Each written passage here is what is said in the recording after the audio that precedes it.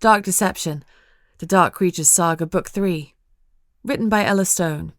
Narrated by Naomi Rose Mock.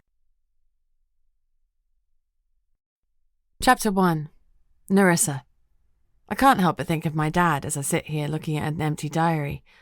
I found it in the house we squatted in before this one. It's not leather like his were, but covered in a cream fabric that's gone brown in patches and threadbare in others. I picked up a handful of pens there as well and shoved them in my pocket, although I've not actually written anything yet. We've now spent 2 weeks hiding in this run-down wooden-framed cottage in the middle of nowhere. Most of the time I've been staring at the blank pages, wondering what I should write. The thing is, so much has happened. Where would I even start?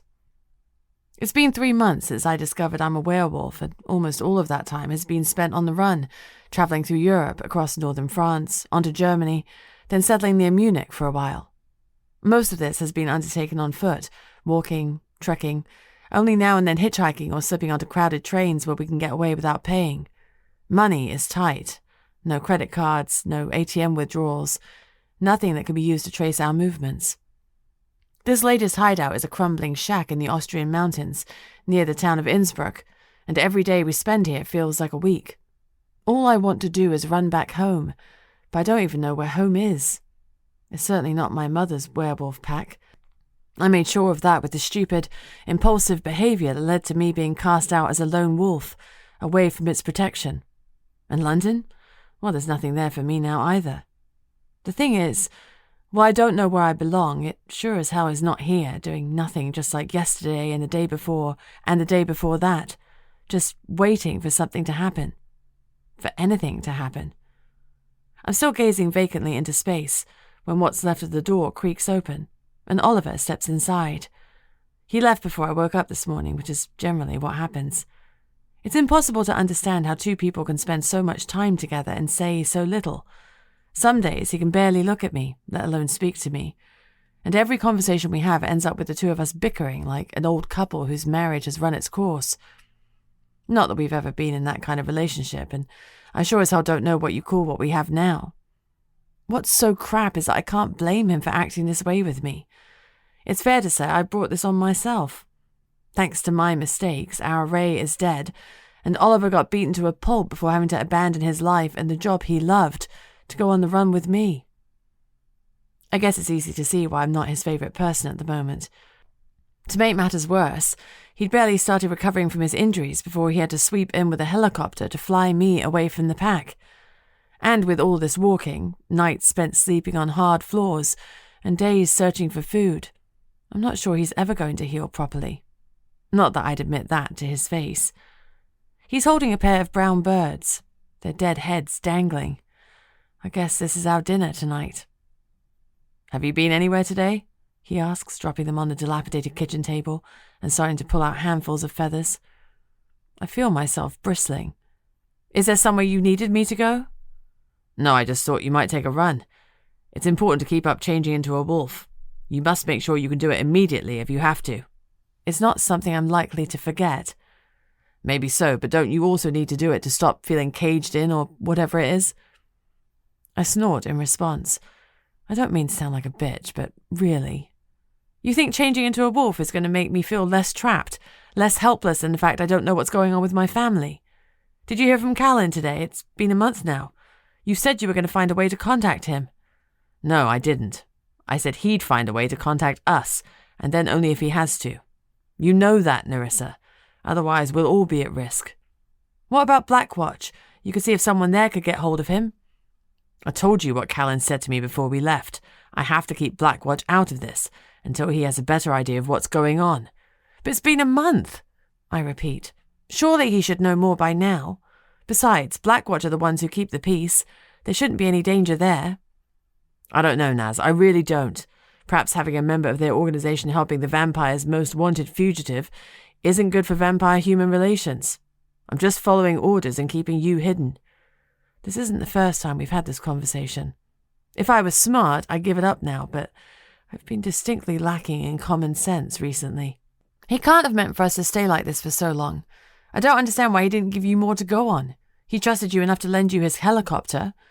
He paid for a helicopter, which I left where he told me. Do you think I'm hiding things from you? I'm not the one who lies and keeps secrets around here, remember? Well, it didn't take long for him to throw that back in my face again. There are a dozen responses I can think of, a dozen snide retorts or quick-witted jibes to bite back with. But the fact is, it's true. None of this is his fault, and me behaving like a bitch isn't helping one bit.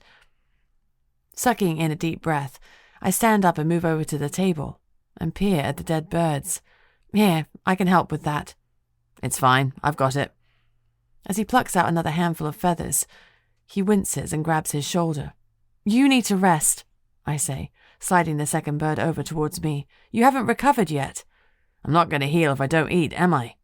Food. Prior to this, my diet had comprised of almost solely fast food. Now we eat whatever we can lay our hands on. Safe to say, I'm getting pretty sick of it. It's not working, Oliver, staying out here in the middle of nowhere. You know it isn't. No wonder Kalen hasn't contacted us. We should head to a city. It'd be easier for him to locate us there, and we could get jobs too, earn some money while we wait for him to find us, rather than living hand to mouth like this. Or you could just change and catch us some food so I don't have to do everything. I told you that's not an option. This is another massive bone of contention. I know things would be easier if I went out for a few hours and caught us, say, a few rabbits. I'm pretty sure I could do it easily enough, although I've never hunted anything in my life before. But that's not the issue, and I really do feel bad that I haven't. The problem is the silence. I have changed periodically since I left the pack, but only when the caged wolf in me needed a release, and never for more than a few minutes at a time. Certainly not long enough to catch the scent of something we could eat, chase it down, and kill it. No. It's the emptiness that's overwhelming. I decided to become a lone wolf before I left the pack, without realizing the consequences. I seemed to specialize in making hasty, badly considered choices. But back then, the silence seemed so much better than having people constantly invading my mind without my say-so. But this is different. There's no one here to let in or keep out. Nothing, just me and my thoughts. And that's something I can't deal with now. Just a few seconds at a time is all I can take. There's a lake a few miles from here, Oliver says, continuing to pluck. I saw it from the hillside. I'll go tomorrow, see if I can catch us some fish. Great, it's been over a week since I last had to deal with fish guts. I meant the comment in jest, but from the way he turns around scowling, he doesn't see the funny side. What do you expect of me, Naz? What is it you want? I didn't have any time to plan for this, but I'm doing my best, okay? I'm sorry the food isn't up to the culinary standards you and your vampire were obviously enjoying with the pack, but I honestly don't know what more I can do here right now. Silence follows. I can see that this would be a good time to say I'm sorry. I should thank him for everything he's done and apologize for spending 99% of the time since he rescued me being a complete and utter bitch. But what I should do and what I'm able to achieve seem to be at odds lately. I just want to get away from here, I protest. That's all. It's been months, Oliver. Months of us bickering in one filthy, damp place after another. I'm going insane. The solitude is driving me crazy. I need to see other people. Can't we just head to a city somewhere? Hide out amongst other humans? Every city has vampires, and that means the Vampire Council could hear about us. I get that, I do. And I know the council is after me, but honestly, how would anyone over here recognize me? We're hundreds of miles away from London, from anyone who has the vaguest idea what I look like. It's too big a risk. No, staying like this is a risk. How do you think this is going to work long-term, Oliver? I can't stay like this. I really can't. It's not caged wolf you have to worry about here. It's caged human. And where do you think we should go, exactly? I don't care, just as long as there are other people. I can't cope with the emptiness of this, Oliver. He shakes his head. But I'm sure his resolve is weakening, at least. I hope it is. And I'm not done yet. You said yourself, if there were anything major we should know about, Kalen would have let us know somehow. We need to earn money so we can get some proper food. You do see that, surely. He's now finished plucking his bird, while mine still rests intact in my hand, the last of its warmth slowly seeping away. I want to press him to say more, but I don't. I wait. Finally, as he reaches across and takes the carcass from me, he grunts, Fine then, we'll head to a city, but on one condition. Let me teach you how to fight. I can fight. As a human. I'm a pacifist now, no more fighting. Not on my watch, ever. Then I guess we're staying put. Chapter 2. Kalen. I used to love the taste of a good quality whiskey. A rich, amber, velvety syrup, the type I would never have been able to afford when I was human. In fact, I'm not sure I'd ever even tried it then. Certainly not an expensive one. Cheap ale and moonshine were about the best I could run to. Not that I remember those flavours now. When I was changed, so many of my senses were altered too, generally for the better. Hearing, sight, my sense of smell, all of them improved, heightened in ways I'd never have imagined possible. To be able to detect the heartbeat of a hummingbird or catch the scent of fresh bread from 5 streets away. These are gifts, small reminders of the great legacy bestowed on me. But taste is the one where it all gets a little complicated. I can distinguish between the different blood types, for example. That sense is heightened, but it's very specific. Blood alone is the one thing that contains all those human umami flavors. Bitterness, sweetness, dense, meaty richness. 1,000 nuances in a single droplet. But the old-fashioned taste buds are gone. I can chew and swallow, perpetuate the illusion of normality if I must. But there's no pleasure in it. And yet whiskey, so long as it's the best of the best, still offers that gentle burn when I swallow it. That elusive and unique sensation which is almost, but not quite, human. Unfortunately, no amount of expensive alcohol can counteract the taste of the bile that rises in my throat like a slow-acting poison every time my mind goes back to what happened in the forest. Narissa had joined me in the clearing where I'd arranged for Oliver to meet us by helicopter when the gunshot rang out. That single round which sent the birds flying from their perches and animals racing for cover. Then came the howling. I will not profess to know anything about the way of wolves after only spending such a short time amongst them, but I knew it could only have meant one thing. And as Narissa wrapped her arms around me, I couldn't bring myself to tell her. If I had, she wouldn't have left. She would have raced back to the village and got herself killed. Or worse. Yet here I am, months later. What's my excuse now? What's the reason I still haven't told her what happened, even though she's miles away from that danger? The truth is, I can't bring myself to risk speaking to her, so fearful am I of what I might say. I don't want to lie to her, not after everything we've been through, and I can't bear to be the one to break it to her. When the helicopter left, all hell broke loose. Some wolves fled to the forest. Some went for the vampires. Me? I kept out of sight. 120+ years of life, and when the wolf pack needed me, when Narissa's family needed me, I hid. Maybe that's the reason I've been getting through so much whiskey lately, to try and blur the memory. The way it would have worked for the old me. Unfortunately, like so many other moments in my past, I know there's nothing that will shut those thoughts out. It's harder at times like this, when I'm on my own. I keep telling myself it was the right thing to do, and it's true. I know it was. I could have fought with the wolves, I could have helped them, but staying hidden was the only option if I was to stand a chance of clearing Narissa's name. If any vampires had seen me there with the wolves, they would have made the link between us. The vampires didn't search the forest for long. The risk of getting torn apart by furious werewolves must have outweighed their desire to find her. So I bided my time in the shadows, waiting for them to leave. When the coast was clear and it was safe to return to the village, the sun had set and the place was like a ghost town. The air was still. Even the birds were silent. It reminded me of the war, after a battle, when the shelling had stopped and the cries of the injured had ceased, for the worst possible reason. A hush falling on the fields as if all forms of life had deserted them. Standing by the well, I waited until she came, praying she would. "Kalen?" Chrissy walked towards me, blood-stained and exhausted. Yet her eyes still had a glimmer of hope in them. At least that was one way I hadn't let her down. "Please tell me she got away." "She got away, thank God." "Freya?" Her head slumped forward. All the answer I needed.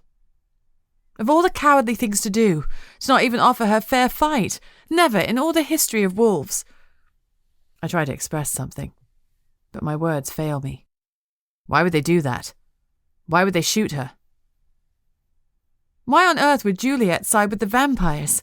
One thing is certain, though. She planned this with them, orchestrated the chaos Freya's murder has created. But none of it makes sense, and I don't know what I'm supposed to do. You must take what's left of your pack somewhere. You'll be safe. Thinking back, this was a stupid comment to make. Of course she was going to do that. Still, she smiled in that dignified way of hers. We've already split up. Some are heading deeper into the highlands. Some, I fear, have followed Juliet. A few of us have stayed here to give Freya a proper funeral and say our farewell to her. It's the least she deserves. Do you need me to stay? Tell me how I can help you. With another smile that tore at my heart, she placed a hand on my shoulder. Keep Narissa safe. That is your only job now. As I drove up the hillside away from the village, I noticed clouds of black rising from the canopy in my rearview mirror. I slowed to a stop where it was possible to look out over the forest, and from there I watched as tendrils of smoke from Freya's funeral pyre drifted away, and the sound of mournful howling echoed through the valley. Although I should have headed straight to London before my absence was noted, I realized there was one more thing I could do. When the smoke had ceased, I quickly ran back, and once certain the remaining pack members had left, I retrieved something from the cooling ashes. A single silver bullet. Chapter 3. Oliver. It's taken 4 hours to reach this lake, but thankfully it's teeming with fish, so much so that I could probably reach it and grab one with my bare hands, or at least I would once have been able to. No matter how I tried to deny it, Narissa was right last night when she said I haven't healed properly. My left arm and shoulder still suffering the effects of the fight with sticks. It's even worse in the morning when the muscles have had time to stiffen overnight. Despite everything, I gave in to her, but I still don't know if it was the right decision. When I left this morning, I promised that tonight would be the last we'd spend here before heading further east and finding a quiet town where we could stay. Maybe in Hungary or Slovakia, perhaps. Somewhere else far away from London and the vampires who are hunting her. Perhaps when we're around people, she'll let me train her to fight. It's something I've been wanting to do since the day I took her away from the pack. But like everything with Naz, it's an uphill battle. She doesn't want to change into the wolf. She doesn't want to learn to protect herself. She just wants to bury her head in the sand the whole damn time. From my bag, I retrieve a folded tissue holding some of the leftover meat from last night's meal. I need to find somewhere shallow, though, if I'm going to stand any chance of catching a fish without a proper rod. My eyes scan along the water's edge, and I've just spotted a place I think will do, when a buzzing distracts me. It's so alien it takes me a moment to recognize it. Digging down into the bottom of my bag, I pull out a phone that I've wrapped in a pair of my old boxers, where I knew there'd be no chance of Naz ever looking. It's the old type from over a decade ago, like a brick, that you could run over with your car and it would probably still survive. It's not mine. I left that in London in my haste to get away. This one was borrowed on the flight up to Scotland. I charge it in secret whenever we stay somewhere that's got electricity. There's only one person who would be calling me. Someone I really don't feel in the mood to speak to. But I know I have no choice. Tell me you've got some news, anything at all. How is she? How's she coping? This is always his first question, checking on her like I wouldn't tell him if something had happened. Then again, perhaps I wouldn't. I've worked with vampires for many years, and I've never come across one I felt I could trust. Kalen Sheridan is no exception, and the way he obsesses over her is not normal. The memory of them together in the forest just before I took her away in the helicopter, his arms holding her so tightly, makes me shudder. Is she transforming? You know she must. God, this guy is a prick. She wants to speak to you. I finally get in. She wants to know about her mother, that she's safe. What am I supposed to tell her? I can't even look her in the eye when she talks about Freya. Honestly, I hate this. I hate having to lie to her all the time. It's been months. When are you going to tell her the truth? There's a short pause on the other end of the line before the vampire speaks again. This is not a good time. What a surprise. When exactly do you think it will be? I understand your predicament. I don't want to lie to her either, but you said it yourself. She's not going to be able to handle this at the moment. Give me a few more weeks. A few more weeks? To do what exactly? Have you made any progress with the council, with Polidori? There's another pause, and I know the answer. Polidori has withdrawn in a manner I've never known before. Additional security around him, meetings I'm not privy to with subcommittees. Well, make yourself privy to them. You said there could be a war in the offing. Why don't you try Jessup then? Go to Blackwatch. Because of what, Sheridan? I'm fed up with these conversations that lead nowhere. You expect me to blindly follow your instructions, to trust that you're looking out for Naz's best interests, when all you do is keep me in the dark. I want the truth, for crying out loud. What is it you're not telling me? You just have to trust me, he says. Seriously, this guy knows how to piss me off. 3 months of this is enough. I'm done. No, actually, I don't have to trust you. And the longer you carry on like this, hiding things from me, the less I think I should. So how about this? You come clean right now, or Narissa gets her way, and it won't be any old city we'll be heading for tomorrow morning. It'll be straight back to London. You wouldn't. Why not? How the hell can you think she's safer with me and my busted body in the middle of bloody nowhere than she would be in London with Blackwatch to protect her? Because Blackwatch is the problem. What? I shake my head, convinced I can't have heard him properly. Blackwatch is the problem. What's that supposed to mean? I hear him sucking on his teeth. I didn't tell you the truth about how Freya died, he says eventually. A breeze sweeps in across the lake, shaking the leaves in the trees. What do you mean? You said one of the vampires killed her. I know, I thought it was easier that way. Easier than what? What's the truth, Sheridan? How did Naz's mother die? He clears his throat before speaking. She was shot. Shot by a sniper from somewhere up in the hills. And it was a human. I smelled one as they approached, and when one didn't arrive with them at the village, I thought I'd somehow got it wrong. Then, after Narissa left, I caught the scent again. They shot her dead before she'd even had the opportunity to stand up to Juliet. There was no fair fight. She didn't stand a chance. Oh God, an ambush. The Alpha of Southpack and the vampires obviously never had any intention of negotiating. Deep down, I feel the slightest twinge of sympathy for Kalen. At least I now know why he's avoided speaking to Naz. How the hell could he tell her something like that? Bringing myself back to the moment, my mind returns to my original question. But that still doesn't explain why you won't go to Jessup with this. According to Naz, he knew Freya. He could find this human. You don't get it, do you? Get what? Freya was a werewolf, the alpha of her pack. She was killed by a silver bullet, and by the smell of it had been dipped in aconite too. It was designed with the sole intention of killing a wolf. So it was planned. We know that. There's only one place that you could get hold of something like that. My stomach starts to churn. The breeze gusts again, even stronger and colder. A few leaves fall, sending the fish darting away from the shallows. No wonder he didn't want to tell me the truth. But now he's on a roll. Tell me, Grey, who at Blackwatch has sole access to the armory, and how could someone shoot a bullet with such precision from nearly 2 miles out? Whether his question is rhetorical or not, it doesn't make any difference. I can't speak. We both know there's only one person who fits the bill on both counts. There's only one man who could have managed that. My fishing expedition is netting me missing information, if not food. I'm trying to make sense of what Sheridan is telling me to come up with a reason why Jessup would want to kill Freya. Maybe he's got it wrong. Worse still, perhaps he's lying. But as much as it goes against the grain, I believe him. I can't stand the guy, but I don't think he's a liar, which makes his concern for Naz even more annoying. It's genuine. He honestly cares about her. I almost wish he didn't. We can't stay where we are, I tell him after a minute contemplating what I've just heard.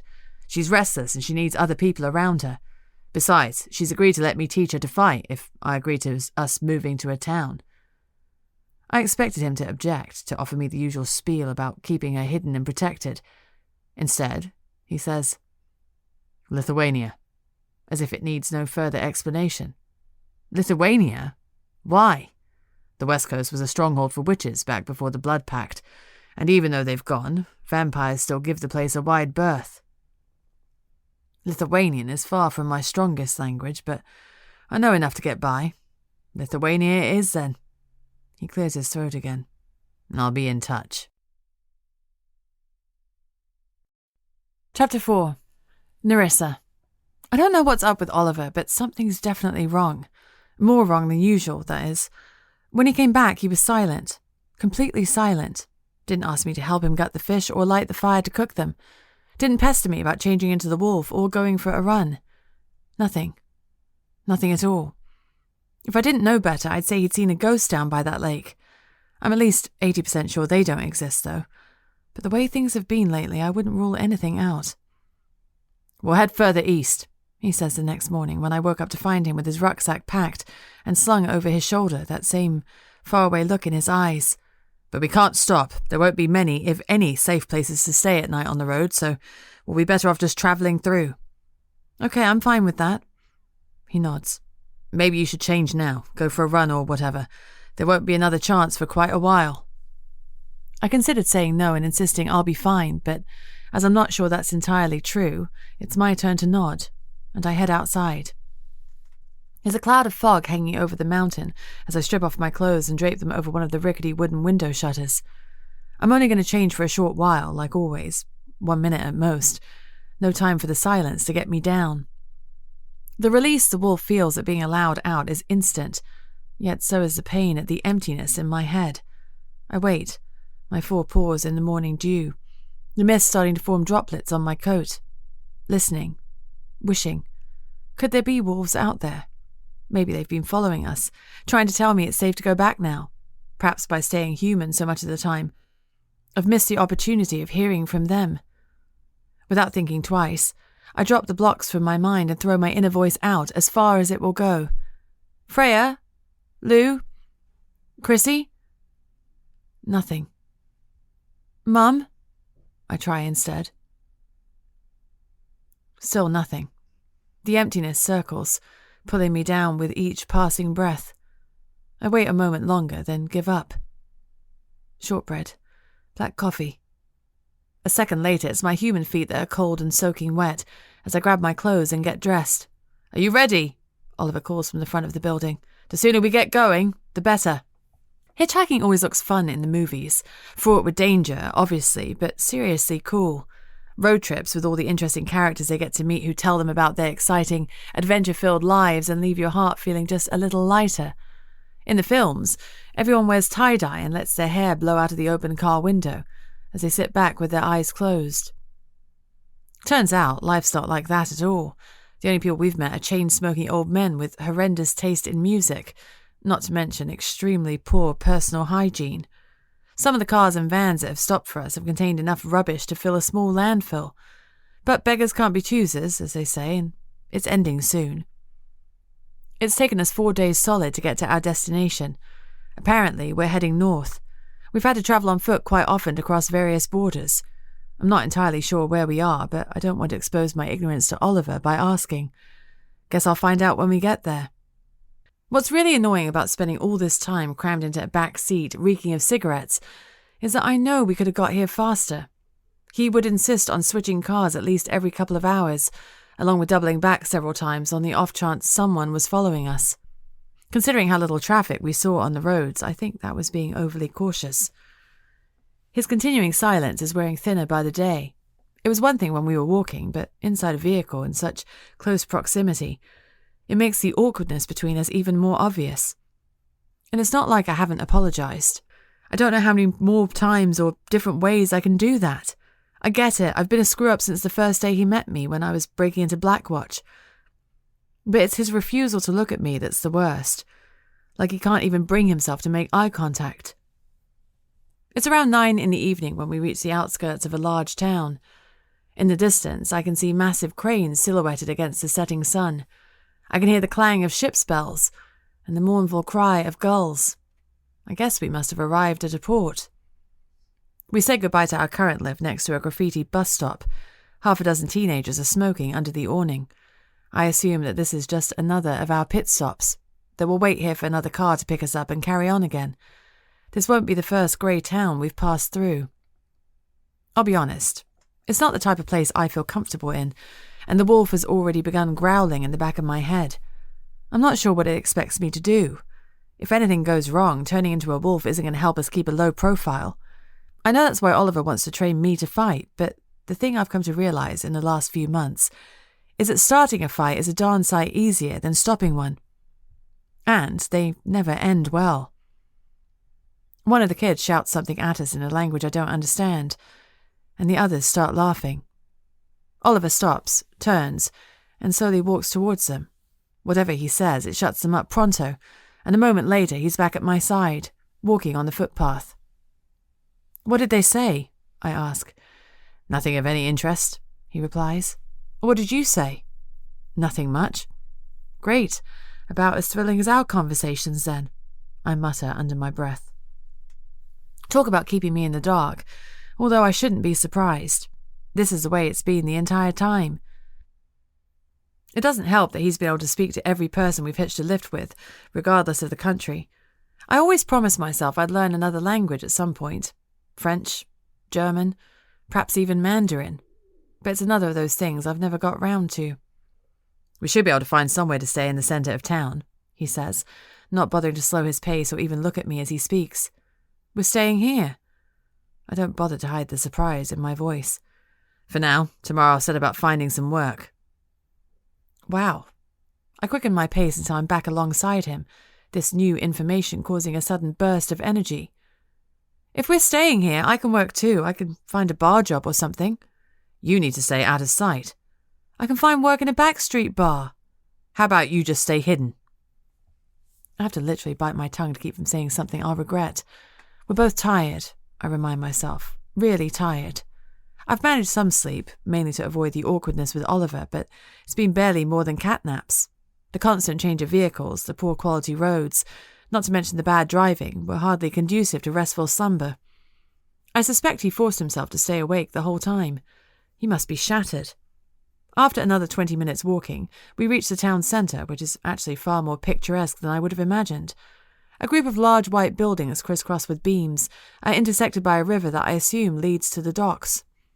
There's a selection of small shops lining a cobbled street, and a few bars and restaurants with chairs and tables outside. It's not Paris, it's not London, but maybe it won't be the worst place in the world to stay. We keep walking until Oliver comes to a stop outside one of the bars. I don't know why he's chosen this one, unless it's because it's the most derelict-looking place. The windows are coated with a thick layer of grime, and the paint is peeling off the frames. The letters that once spelled out the name of the establishment are mostly missing. Two old men sit on stools, smoking cigarettes and scowling. "You wait here," he says, acknowledging the men with a nod. "I won't be more than a couple of minutes. If anything happens, if anyone approaches you, yell. Don't do anything stupid. Get it?" "By stupid, do you mean anything? Don't do anything. Just stay here and don't move." He disappears into the bar, leaving me with the two grumpy old men. Great. Shifting my position, I look back down at the lights that are glinting off the river. It's a peaceful view, although the noise from the docks makes it a little less so. People. It's been a long time since we've been around any, and I can feel that the wolf is nervous. "It's okay," I whisper to myself. "We're going to be just fine." While I understand that I'm not to move, it takes less than a minute before the old men's glowers grow so intense that it's making the wolf part really jittery. Like any second I'm going to turn and give them something to really worry about. Obviously, I know this is not going to happen. Still, for safety's sake, I move a few steps away to where there's an even better view of the river. A group of young women walk towards me giggling, their arms looped. Oliver's sudden voice makes me nearly jump out of my skin.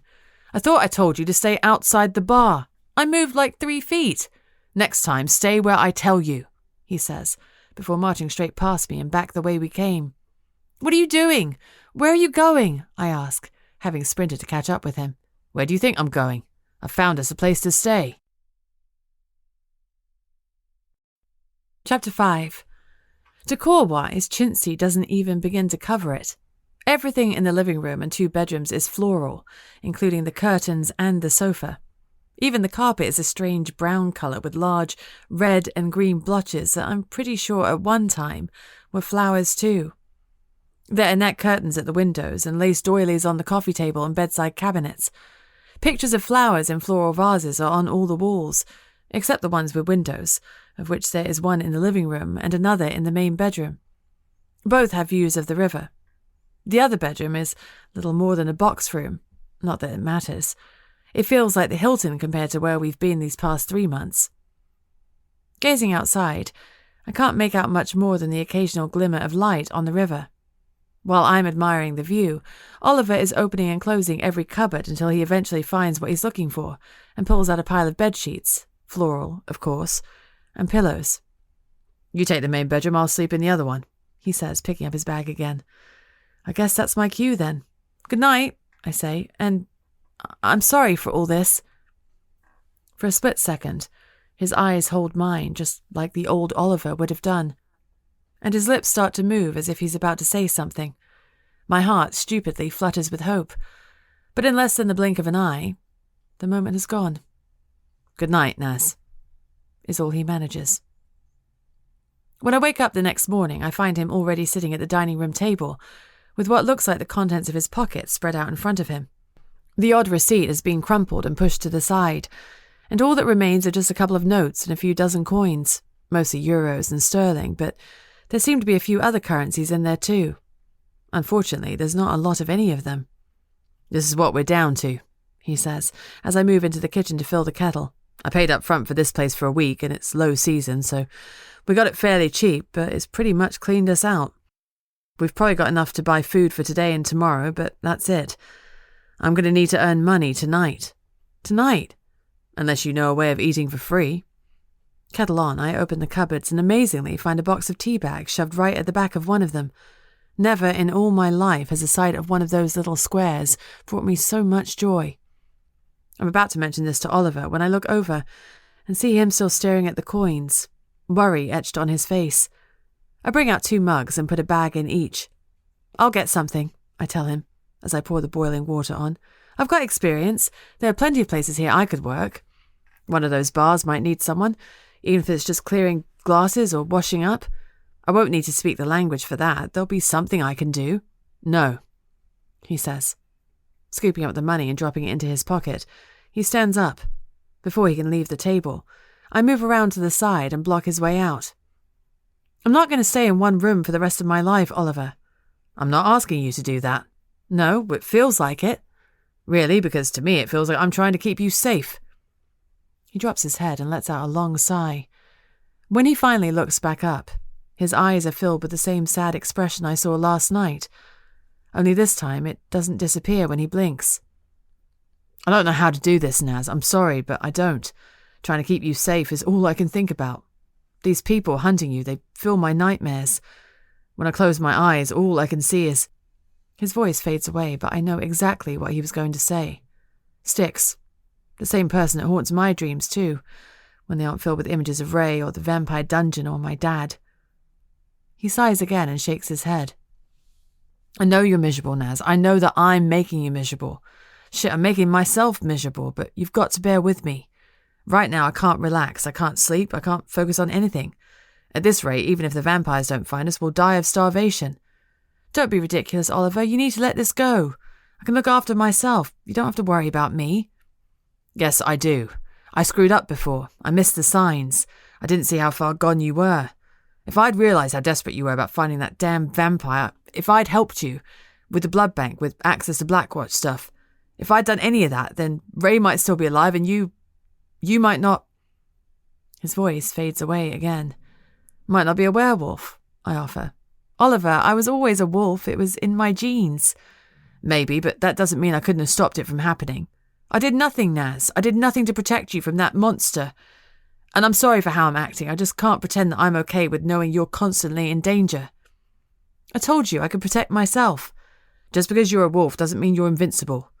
Trust me on that." This comment causes me to pause for a moment.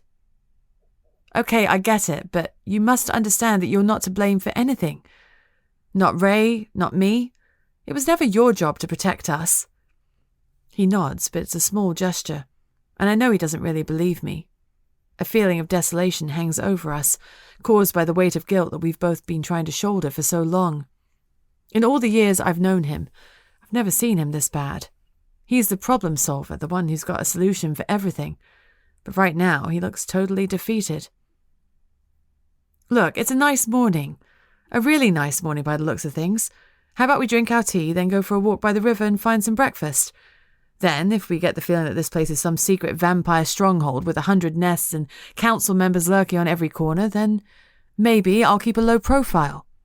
But if it seems like it's just a regular little tourist town with miserable locals and cheap bars, and you realise I'm actually completely safe and you're worrying about nothing, maybe you could think about loosening the leash just a little? He purses his lips as he considers my proposal. Breakfast and a walk sound good, he says, because there's no way I'm drinking tea here until we get some milk. Chapter 6. In the morning light, my first impressions of the town last night are confirmed. The shops and cafes that line the cobble streets are now open and bustling with people. We wander up past the bar that Oliver went into yesterday, before heading back down to take a stroll by the river. In the distance, there's a factory pumping out smoke. I idly wonder what they're making there. We come to a small park, and although the swings and slides are a little weather-beaten, there are children happily playing on them. Normality at last. I should probably have asked before, but where exactly are we? I say as we amble slowly along. We're in Clepeda. Clepeda, right. I think I should have paid more attention in geography, as I don't have a clue where that is.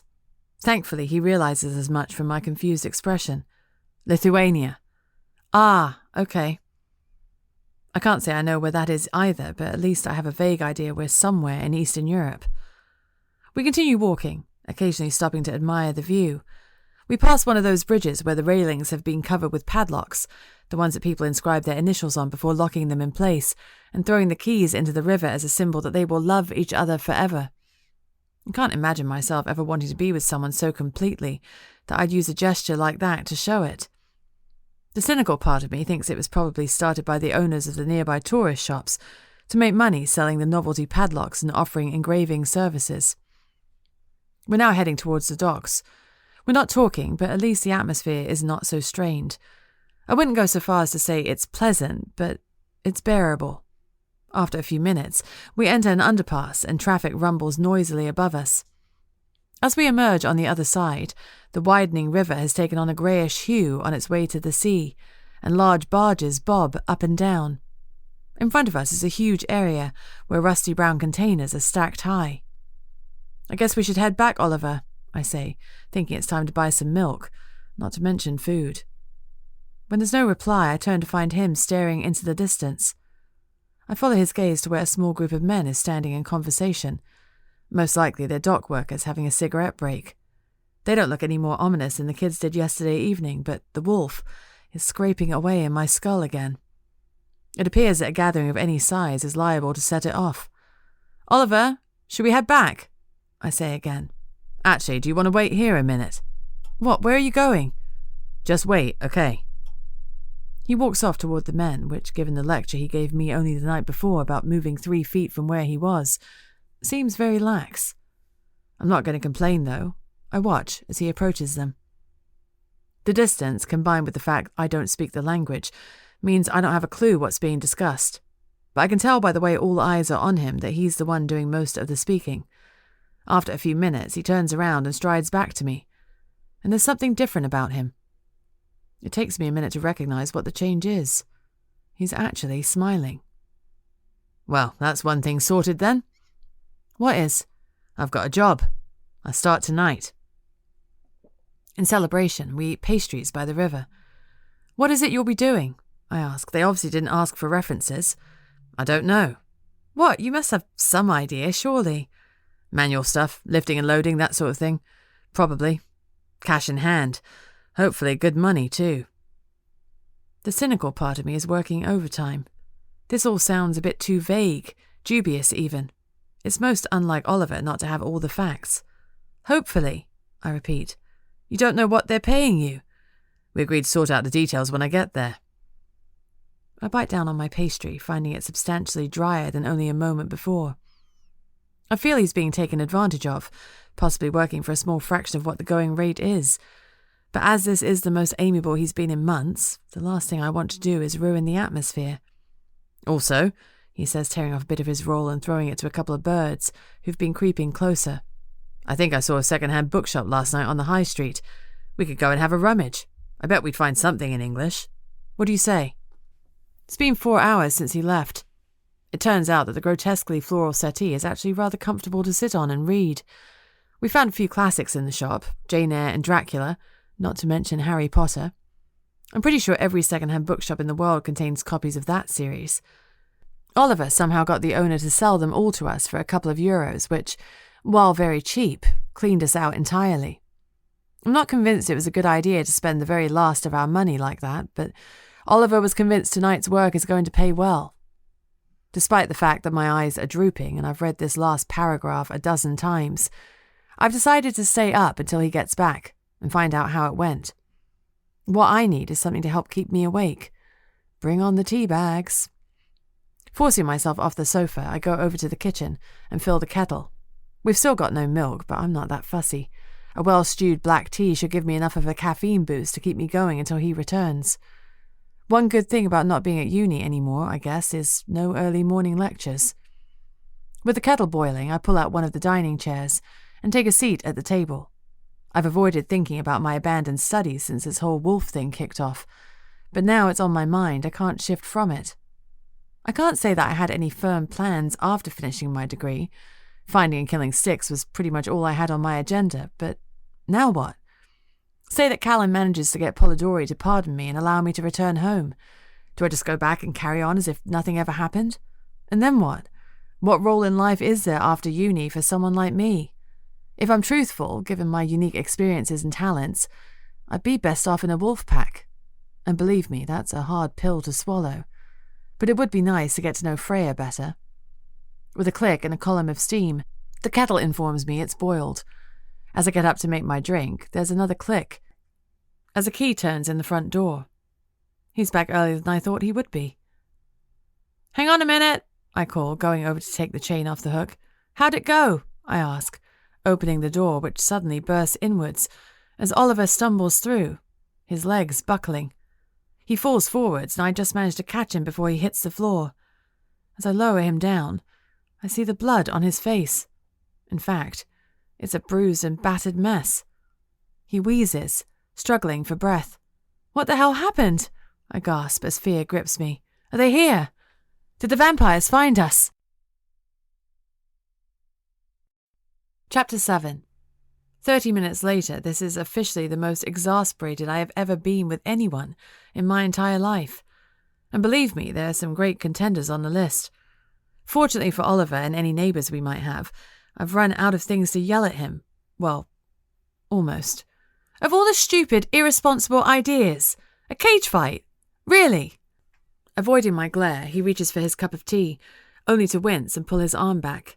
If I was a good friend, I'd move it closer to him, but as I've already mentioned, I'm not.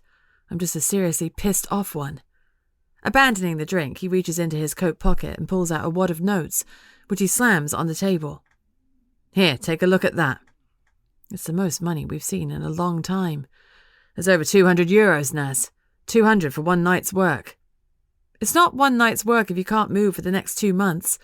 Your arm wasn't healed properly from what Six did to you. How in hell's name could you think this was a plan?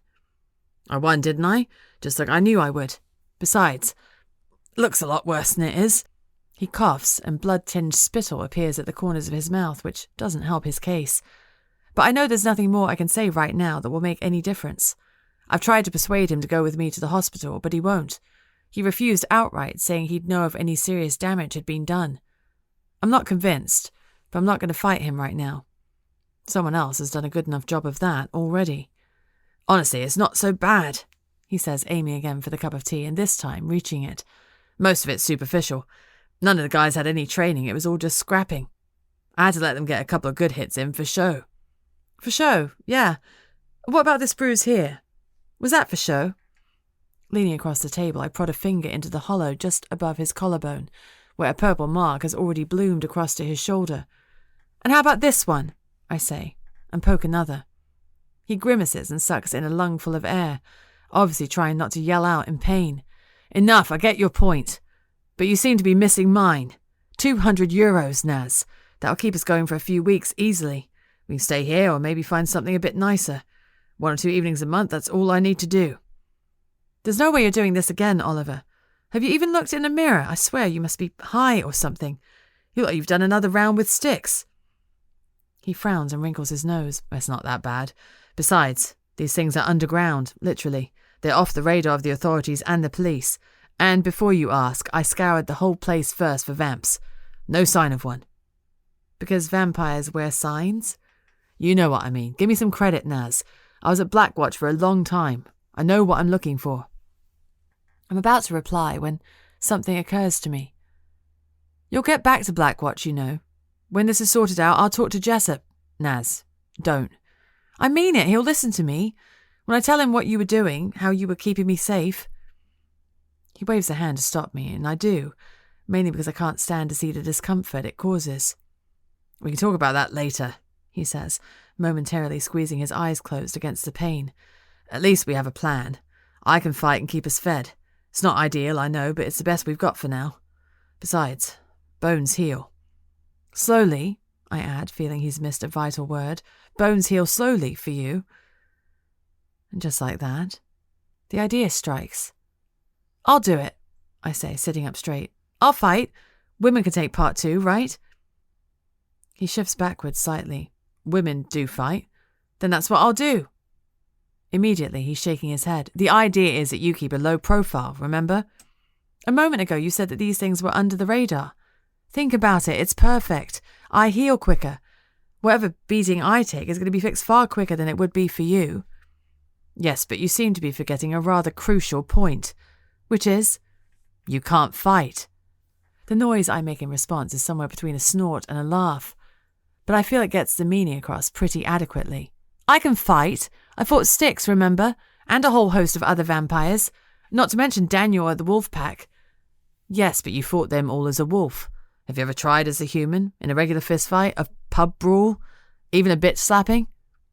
Okay, I get it. But you've been telling me all along that I need to learn, and you're failing to see there's a clear solution. Which is? You train me.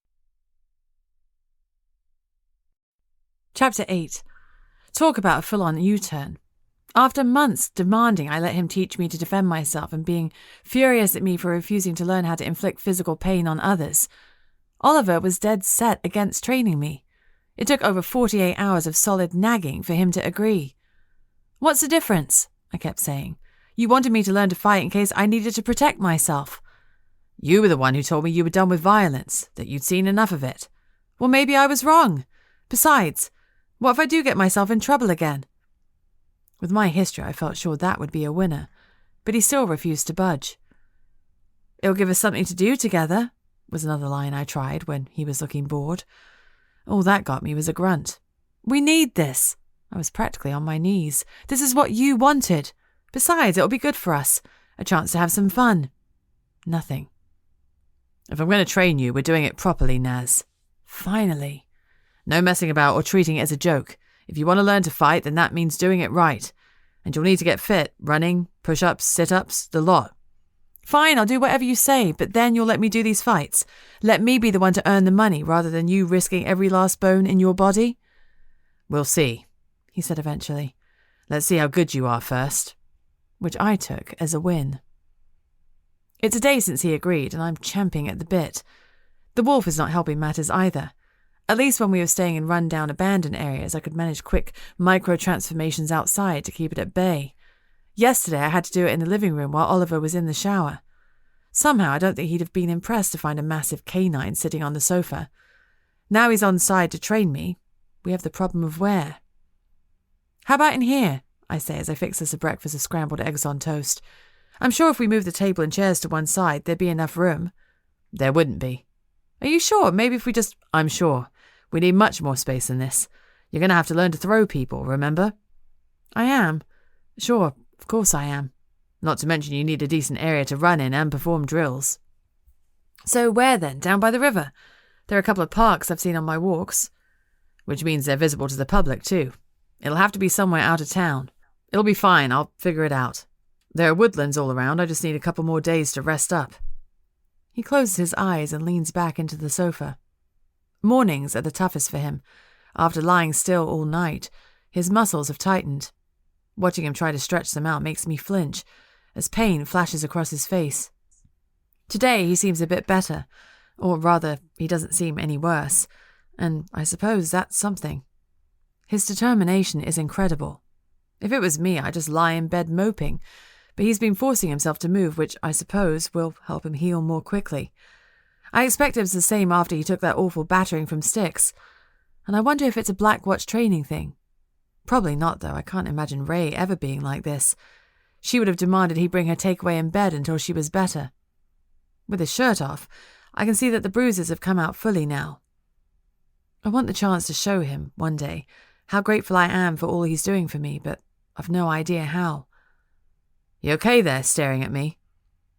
His voice brings me back to the moment with a jerk. "Sorry, what? I wasn't staring." "Yes, you were." "No, I was just daydreaming." "About my abs?" "No, I was just thinking, that's all." I can feel my cheeks going red, and I've absolutely no idea why, so rather than sitting here and taking any more taunts, I stand up and grab my jacket from the back of the chair. "I'm going for a walk," I say. "Do you need anything?" He shakes his head.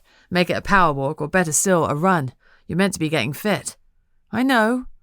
"And don't be longer than an hour, I'll start getting worried. There are clocks on buildings all around here, so there's no excuse." "I get it, Dad." He looks annoyed. "Don't do that. Don't act like I'm some overbearing parent. That's not fair, and you know it." My good mood drops a fraction. "You're right, I'm sorry. I'll keep an eye on the time, and I'll be back within the hour, but if I'm following instructions, and so are you. Promise me you're going to rest up for the rest of the day." "That was the plan." "Good." I bend down and plant a kiss on his forehead, then grab a couple of notes from the jar in the cupboard. Possibly not the most secure place for our money, but opening a bank account is pretty much a no-goer at the moment. I call goodbye and head out the door. It's only when I'm outside that I realize it's the first time I've done that. Kissed Oliver in an absent-minded way. In months. It was once so natural. Maybe we're gradually finding our way back to something that resembles friendship. Like most places, the ambiance reflects the weather, and as the sky is grey this morning, so is the town. The river, that in the sun has a hint of blue to it, is verging on sludgy brown, and the buildings, despite their light stonework, all have a rather dreary aspect to them. As I reach the main street, I debate which way to go. Power walking or running was what Oliver said I should do, but here, people obviously do run in public, but I've never felt the need. I'll probably trip over my own feet and make a fool of myself. Then again, how do you learn to do something new unless you practice? Without giving myself time to change my mind, I pick up my feet and start to jog, deciding to head away from the dock and south along the coast. Maybe it's the wolf in me, but it feels okay. I can't keep it up for long, though. I finally settle down to the rhythm of a couple of minutes of jogging, then walking, then back to jogging, followed by walking again. Isn't that how Boy Scouts are trained to run? Seems sensible to me. Soon, I find myself at the edge of the town, and the countryside opens out. Trees and fields stretch out into the distance. Inside me, the wolf aches to be let free. But I feel a new excitement there, too. One that's not from my inner beast. In fact, it has nothing to do with it. It's all about me. Chapter 9. Get your elbows up, higher, and keep them tucked closer to your body. You want to have your fists in front of your face. How will I see what I'm doing? How big are your hands? Here, no, just stand still. Let me do it. Coming around the side of me, Oliver shifts my elbows up and in. I know he's struggling. How he managed to walk all the way here, I have no idea. But he was the one who wanted to do it. It cut right through me, watching him limp along and having to take all those stops, resting his hands on his knees to catch his breath. Each time he made out there was something that had caught his eye, a boat out at sea or a bird wheeling overhead. But I get it. Pride has always been one of his weaknesses, although probably his only one. As I follow his instructions, he rests on a nearby bench, only getting up now and then to shift my position or demonstrate a stance. But whether sitting or standing, he manages the same degree of bossiness. Okay, now make your fists tight, he tells me, sitting back down again, and straighten them. Don't bend the wrists. That's a recipe for disaster. Good. Make sure your thumbs are on the outside. If you connect with them tucked in like that, you'll break them. Great. Now, widen your feet a fraction more. He's back on his feet again, this time crouching in the grass to adjust my footing. Not quite. You need to put that one a little further forward. Yep, that's it. Now, go up on your toes more, thinking bouncing. That's right. This is the position you need to remember. It's what we're going to keep coming back to, okay? This is your fighting stance. Got it? He stands up and steps back to assess me. Elbows in, chin down, feet together, thumbs in. Shit, that's not right. No, I can safely say I don't have it yet, although I'm definitely trying. So when do I learn to actually punch? I ask, thinking it might help my motivation if I was doing something more positive than just standing and bouncing and, all in all, feeling like a right prat. Not yet. There's no point trying that until you've improved your strength. And with that in mind, drop. Give me 50. 50? Press-ups. The only thing that drops is my jaw. 50 press-ups? You're joking. The last time I tried them, I think I managed 5 before I fell flat on my face. Okay, that's a start. Do those 5 and then another 45 afterwards. He sits back on the bench and crosses his legs. A small smile twitches at the corners of his mouth. I'm not even going to dignify that smart-ass comment with an answer. I feel my scowl says it all. Of course, you don't have to do this at all if you don't want to. I saw one of the guys in the fight yesterday. They're more than happy to have me there again. I think they're pissed they lost their money last time and want the chance to back the winner. You are not fighting again. You think I didn't notice you clutching your shoulder on the way over? Well then, press-ups it is, I guess. I don't get as far as 50. I don't even get halfway, but I do pass 20, which I'm extremely proud of, although my arms are not going to thank me tomorrow. After that, it's more drills, pull-ups, which I can also hardly manage, sit-ups, which I can, and so many squats that my thigh muscles feel like they're on fire. After an hour, I'm certain he's about to say we've done enough for the day, but I should have known better. After all, Oliver never does anything by halves. Balance and footwork follow. He has me shifting my weight from one foot to the other whilst ducking as he swings his stick around in an utterly reckless fashion. How he doesn't smack me in the head, I don't know. He's definitely enjoying it. Like he is when he finds a fallen tree trunk and makes me balance on it on one foot and then the other. It leaves me wondering if I'm in a particularly twisted version of the Karate Kid meets Dirty Dancing. At times, my mind wanders back to the pack. The last time I learned anything new outside a lecture hall was when Art and Lou taught me to block other wolves' thoughts. The other wolves that I could no longer hear, and Art, who I thought was my friend but turned me over to Daniel, the biggest bully in the pack, who wanted to overthrow my mother. I don't miss that. But Lou, I do. Her endless optimism, her constant encouragement, even her non-stop talking. Oliver isn't quite the same with words. Go again, he says when I momentarily wobble, trying to swivel on the narrowest part of the log, which is constantly rolling and threatening to pitch me off. I didn't fall, I object, stretching out my arms and quickly regaining my balance. Only because you were lucky. You need to react quicker. Go again. There's no point in arguing, and actually, I don't want to. Whatever the state of our friendship right now, I trust that he wouldn't make me do something unless he thought it was beneficial. And I want to make him proud of me. For once. Chapter 10. Kalen. Kalen, my boy, come in. Sit down. Can I get you something to drink? No, thank you, sir. I'm fine. Very well. Shall we get straight to business, then? It's been 14 weeks since I left Narissa with Oliver, and until now all my conversations with Polidori have been during meetings of the Vampire Council, so always with others present. This has been useful. The lack of focused attention on me has made it easier to hide what I can't reveal to him. The council itself has changed. New faces have appeared that make me feel ill at ease. They speak of humans without compassion, and arrive at the gatherings reeking of fresh blood. And the sessions have become shorter and shorter. For the past 3 weeks there have been none at all, which is one reason his summons came as such a surprise. That, and the location. As long as I have been a member, council meetings have taken place at its main place of business, an impressive former mill in the centre of the city. And yet, today, I have been called to his own home, a massive 4-story townhouse in one of the priciest locations. It's a place I know well. Throughout the years, I've enjoyed countless occasions here, parties, formal dinners, meet-and-greet cocktail events, even afternoon teas. I've mingled with high society, both vampire and human, all present at his personal invitation. But there are also darker memories. This is where he brought me after saving my life in the First World War, after turning me. It was where I discovered what I had become and what I needed to do to survive. Here I first drank blood, hopelessly failed to restrain myself, and murdered the only humans I've ever killed. I'm reminded of this every time I walk through the doors. Today we're in his library, a grand room with floor-to-ceiling mahogany shelves. As normal, the curtains remain closed. He's sitting at his desk, a magnificent piece of French workmanship which belonged to one of the Louis. As I take a seat across from him, he pours a glass of blood from a decanter which is nearly empty. This doesn't fill me with great confidence. Polidori is well known for his restraint, but perhaps he had another guest before me. "You will excuse me for arranging to meet here today," he says. "You may have noticed that change is afoot in the council." "You mean the new members?" "Amongst other things. Have you had the chance to introduce yourself to them properly?" "No, not yet. You know what it's like. Always the best intentions, but then time somehow runs away with you." "Indeed. Indeed." Fortunately, I've always been enough of a recluse when it comes to mixing with other vampires that he shouldn't think this is anything out of the ordinary. But I worry that he may suspect that I'm lying or obfuscating at best. There's something strange about these two new ones. I noticed it the first time I met them.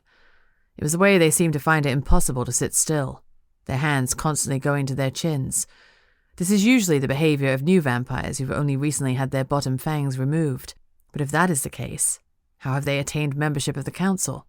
No one is ever invited to join until they've had the time to show themselves to be pillars of the community, reliable, trustworthy, and cognizant of the delicate balance between us and humans.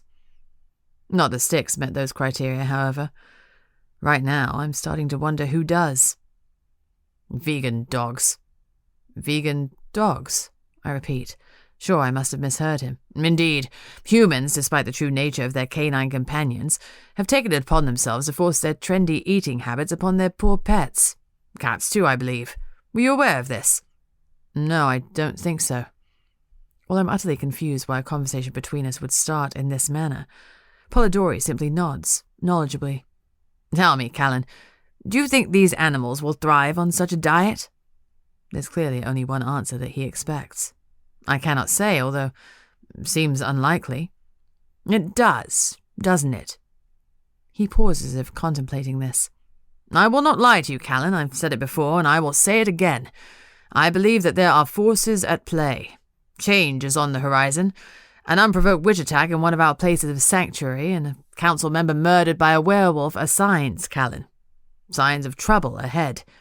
And we need to do everything in our power to stop it, to quash it before it can gain any traction." This is like a stake to the gut. I was hoping that by now he would be open to discuss what happened to Styx and Narissa's involvement, but obviously that is not the case.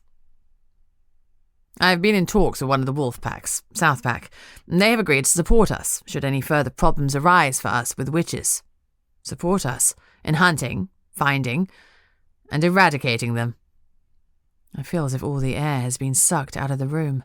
Witches are humans, in fact, some of the wisest and most compassionate to walk the earth. Yes, they used to kill vampires, but considering what vampires did to them, that's unsurprising. To actively hunt them down because of one incident with no evidence of their complicity in anything else untoward seems to go against everything we stand for. I try to hide my shock but fail, and a sad smile forms on Polidori's lips. "You are a gentle soul, Kalen. You always have been.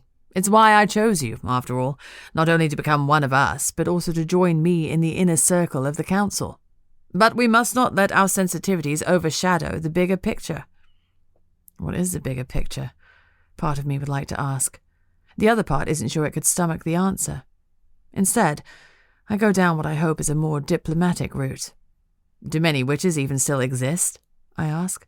"Surely there can't be many. Adding to which, the grimoires have been in our possession for a very long time, and without them, they're not powerful enough to be of any risk to us. I would like to think you're right. Possibly you are. But we just don't know, and I can't take any chances.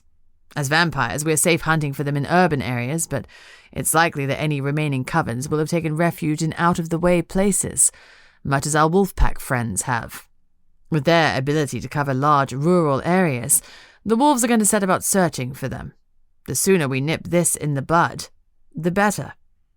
Werewolves siding with vampires to track down witches. I'll be the first to admit that what I am doesn't come under the heading of natural, but this feels almost barbaric. A literal witch hunt. The South Pack, you say, and what about the North Pack? With a slow sigh, he reaches for the decanter and fills up his glass again. The Polidori I knew would make that quantity last a full day. Now he's getting through it in less than 10 minutes. Yes, I'm glad you've brought them up. There's been some recent, shall we say, restructuring in leadership there, and many of them have felt it wise to join their brothers and sisters in the South to help with our cause. But there remains a core of resistance. I've also learned that it was a member of their pack who was responsible for Damien's murder. Really? Yes, the daughter of the Alpha, no less. Or should I say former Alpha. As long as that particular young wolf is allowed to live, she will be a rallying point for the rebels, who will, no doubt, form some sort of resistance around her.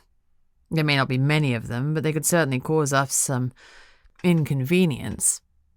The smell of his bloody refreshment suddenly becomes overwhelming, and my gut starts to churn.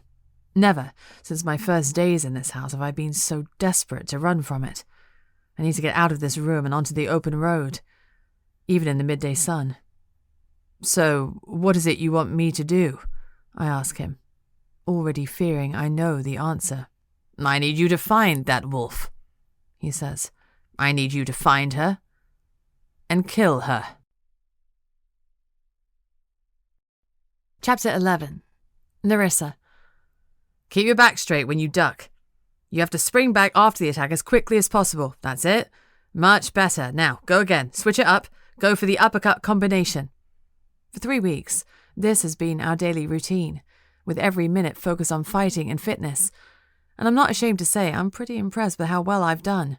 Oliver seems to be too. That's good. Better than last week, that's for sure. And I can't believe there's barely a mark where I hit you yesterday. Sorry about that, again, by the way. It's fine, like you said, I've got to learn to take a real punch. And I heal fast. You seriously do, there's barely a bruise. There is a bruise, though. I'd heal a hell of a lot faster if I became the wolf for longer than the transformations I've been making, which I've kept as brief as possible. Just enough to check I'm still in control. Interestingly, I can go for longer periods without feeling the need to change. In the past few weeks, I've done it less than a dozen times, normally during training in the forest where no one's going to run into us. I've taken myself off for 5 minutes, far enough that Oliver can't see, normally with the excuse that nature's calling, which, in a manner of speaking, it is, just not the way it does for most people. I know the wolf wants more. I can feel it yearning to be set free. It wants to run through the trees, feel the grass beneath its paws. But at the same time, there seems to be a level of respect growing for the human part of me. I suppose if I did just heal as a wolf every time I get a solid whack, there'd be less incentive to improve. I figure that a few sparring bruises will serve as a reminder to get better faster. While I'm a long way from professional standard, I believe I'm beginning to hold my own well enough to get through at least a couple of rounds of prize fighting, and, fingers crossed, Oliver thinks so too. You've got 2 major advantages when it comes to fighting. Number 1, your pain threshold is insanely high. That's immediately going to freak out your opponents. Number 2, your stamina's really good now. You shouldn't have any problem outlasting them.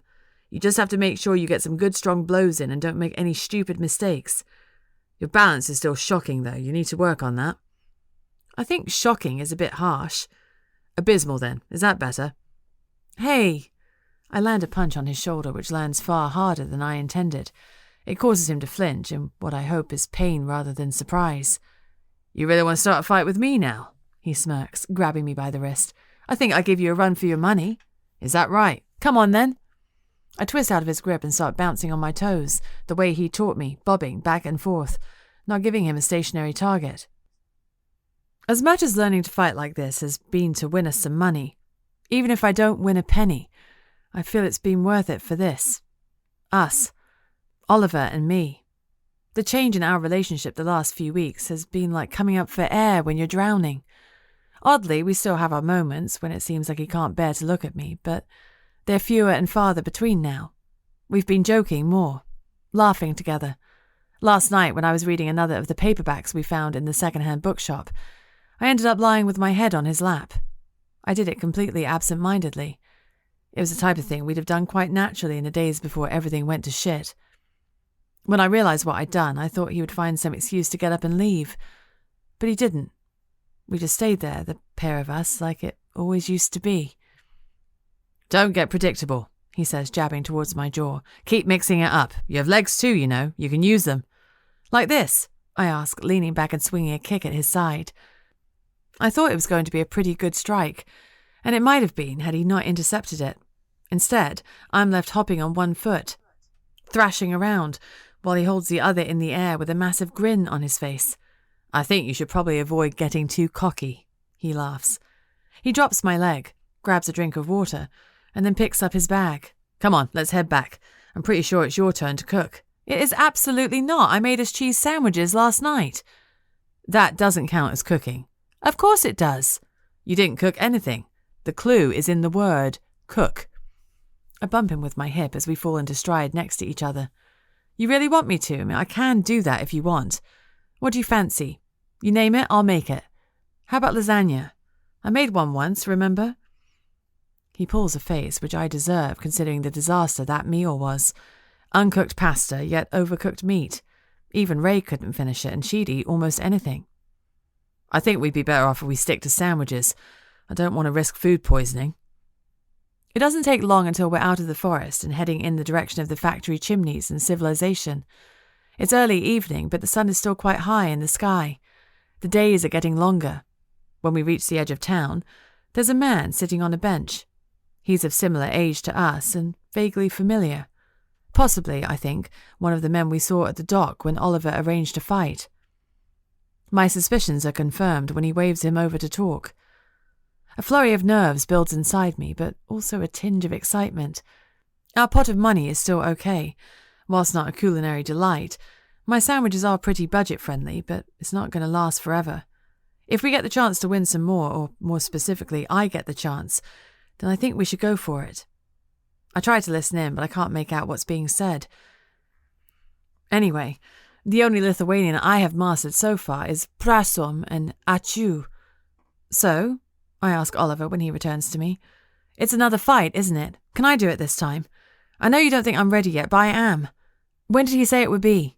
Geez, I sound like Lou with all the endless questions. Whether it's to deliberately annoy me or not, Oliver walks at least 10 paces before speaking. It's another fight, he says. And when? Tonight.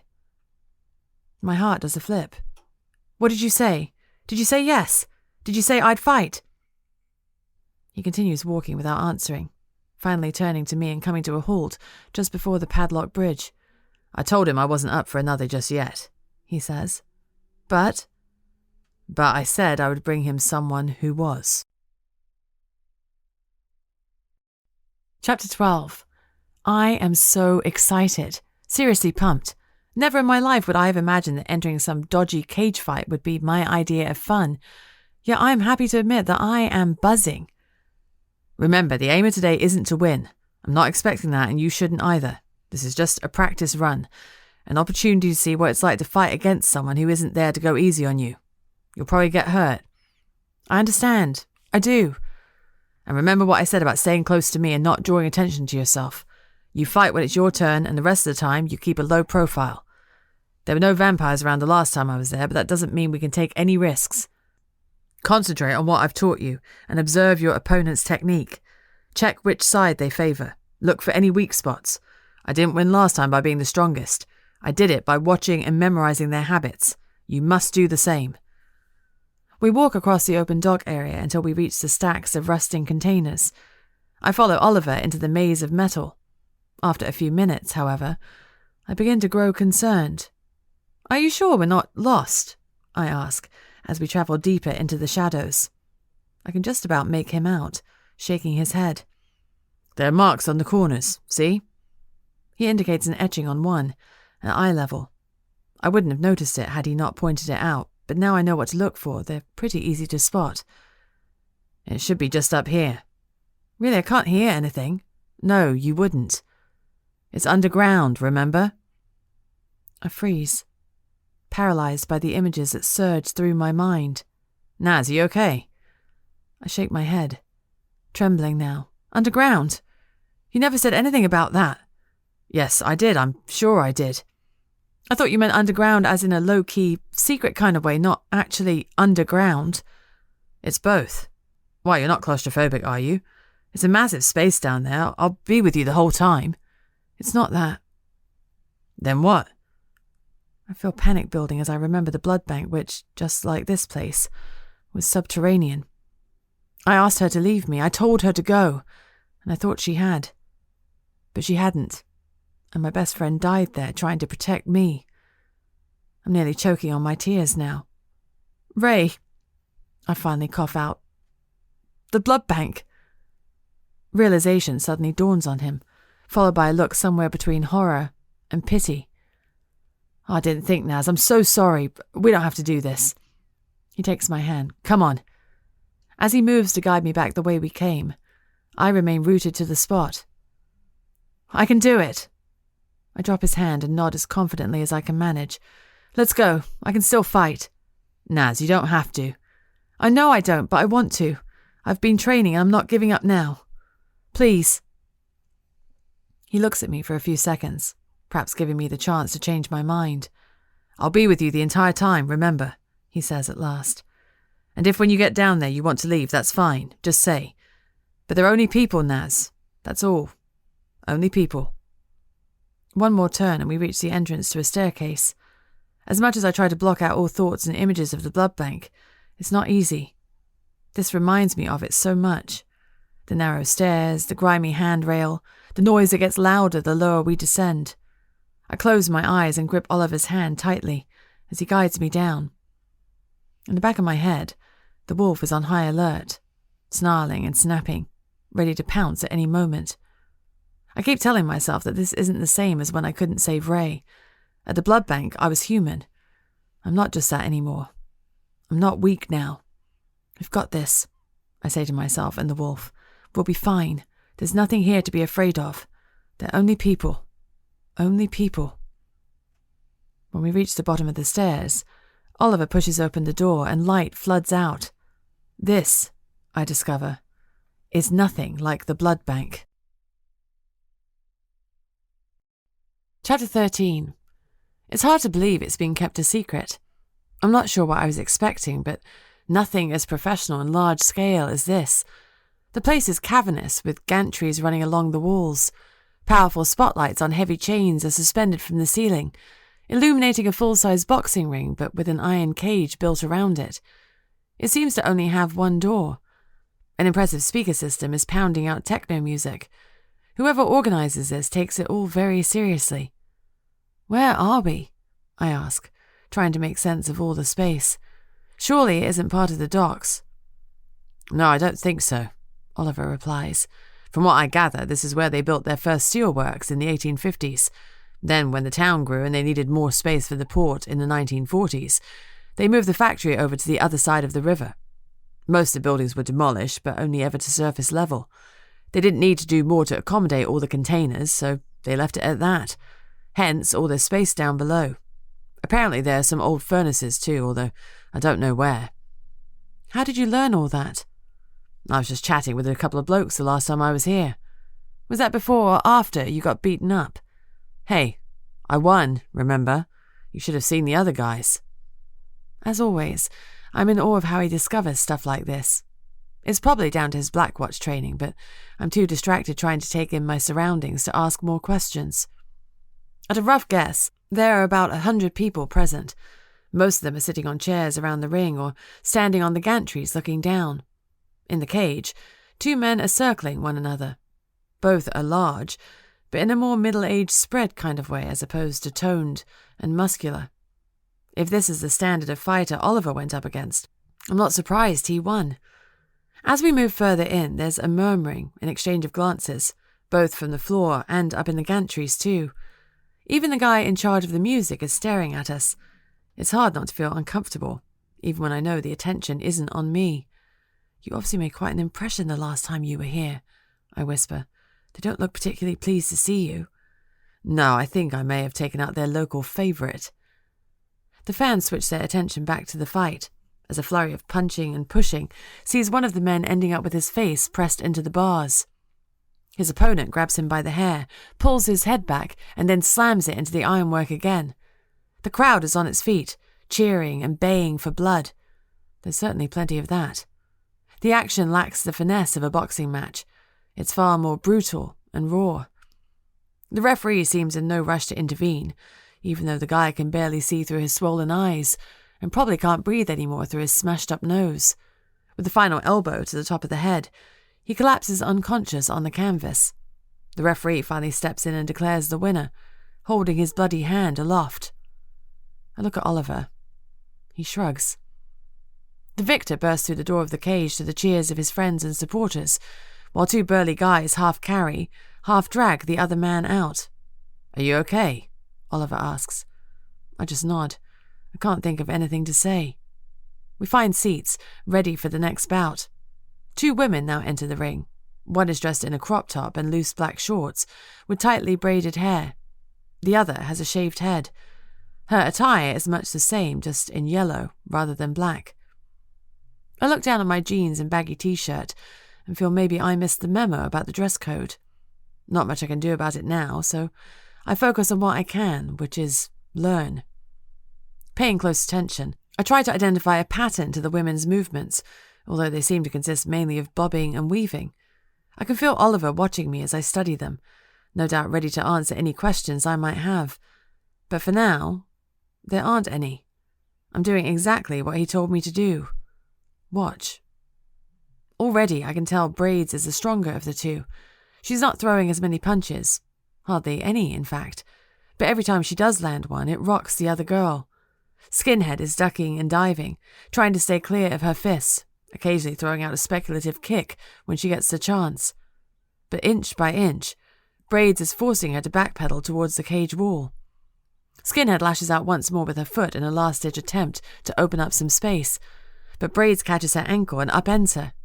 As they crash to the floor, Braids is quickly astride her opponent, who's flailing ineffectually with her legs and desperately trying to cover her face with her arms as the blows rain down on her head. "Surely she's going to give up soon," I hiss to Oliver. "She's going to get killed otherwise." "It's harder to admit defeat when you're in there than you think from here," he responds. It must be true, as, despite her obviously hopeless situation, Skinhead continues to battle on, trying to claw her way free. Finally, Braids manages to pin one of her arms with her left hand, leaving her exposed to the full force of her right. The referee reaches over, pulls her off her stricken opponent, and raises her hand. "Not a bad fight," Oliver says. "Not bad. That bald girl was thrashed." "Yes, but I bet she held out for far longer than people expected her to. Besides, I suspect, like you, she was here to learn as much as to win. She'll improve, just lacks a bit of strength and confidence. That said, letting herself get backed onto the bars like that was a rookie mistake. She should have kept moving around, kept sidestepping." Braids is bouncing around the ring triumphant, arms pumping the air. But my eyes return to the loser, as I try to digest everything that Oliver just told me. She sure looks strong enough as she rolls over and pushes herself to her knees, streams of sweat and blood weaving down her forehead. Her skin is glistening, her chest heaving, and there's a look of deep anger on her face. Maybe she had come here to learn, like Oliver suggested, but from her expression, it's clear that she's not at all happy to do that by losing. After a moment, she regathers herself and heads to the cage door, at which point Oliver turns back to me. "Right, you ready then?" "For what?" "To fight." Chapter 14. I don't know why the hell I was so excited before. I'm not now. I'm close to crapping myself. Oliver has spent the last half hour chatting to the organisers and various other shady-looking people. The result is that I'm currently standing in the cage in my t-shirt and jeans, waiting to have the shit beaten out of me, which shouldn't be difficult. See previous comment. On the plus side, my opponent looks far less professional than the women we watched earlier. Like me, she's dressed in more casual attire, her tight vest top exposing cheap-looking tattoos. Her hair is bright pink, and she has a wild look in her eyes. "Sure you want to do this?" Oliver asks through the bars. "I'm sure," my damn mouth replies before my brain kicks in. Or maybe it was the wolf part of it that answered. It's been buzzing away quietly since we arrived. I'd almost forgotten it was there. It's been so quiet lately, but not now. Now it's excited. Unlike me. "God damn it, Naz, get yourself together. You want to do this. This is what you've been practicing for after all." I know I've been training for weeks, but now it seems all too real. Feet together. Or was it apart? And where the hell's my thumb supposed to go again? Shit, it's like my grey matter has turned to jelly. "She's your perfect first opponent," Oliver says encouragingly. She seems inexperienced and doesn't look that light on her feet either. Plus, she won't have your pain threshold. Have you seen those tattoos? I ask. I don't think a person who can handle something like that is worried about discomfort. He doesn't even glance over at her as he continues his pep talk. It's about learning, remember? Practice, not perfection. Now, go give it your best shot. And remember, you have the advantage of being you-know-what. That's only an advantage if I change mid-ring and rip her throat out, I hiss back. Okay, don't do that. Definitely don't do that. For the first time since I stepped into the cage, a shadow of worry flashes across his face. You're not going to do that, are you? No, of course I'm not. You're sure? I glower at him.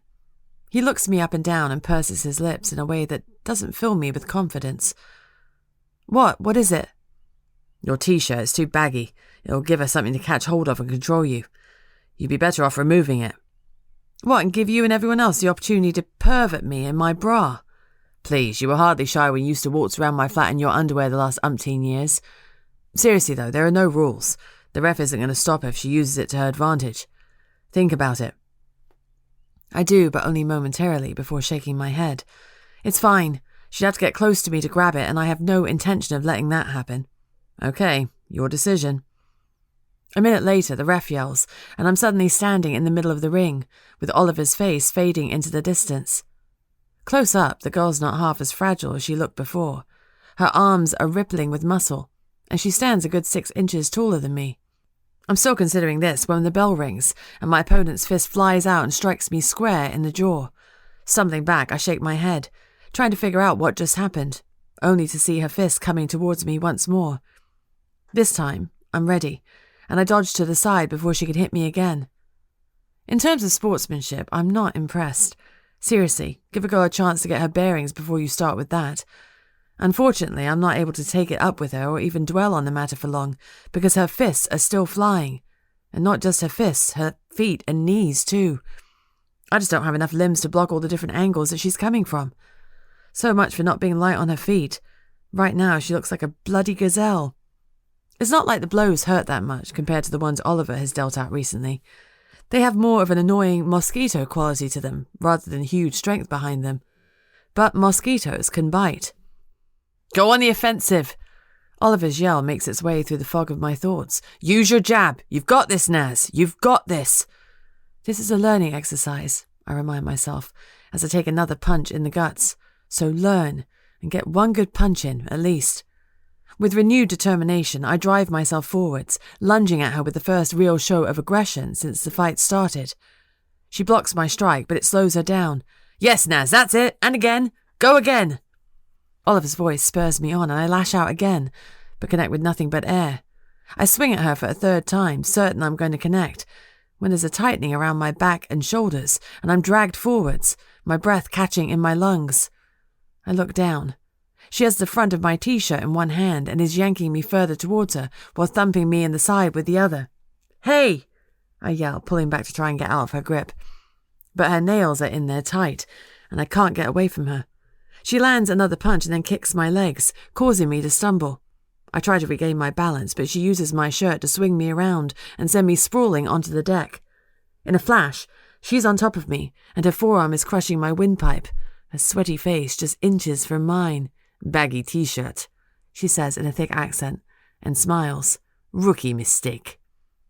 And that's when the wolf joins in. Chapter 15. It's like a switch going off in my head, but not to change me into the wolf this time. I'm still in charge of that. It's doing something different, taking control of something else. The instinct to survive, to fight. I buck hard beneath her and pitch her forward over my head. Quickly rolling onto my stomach, I jump on her back before she's had the chance to turn around.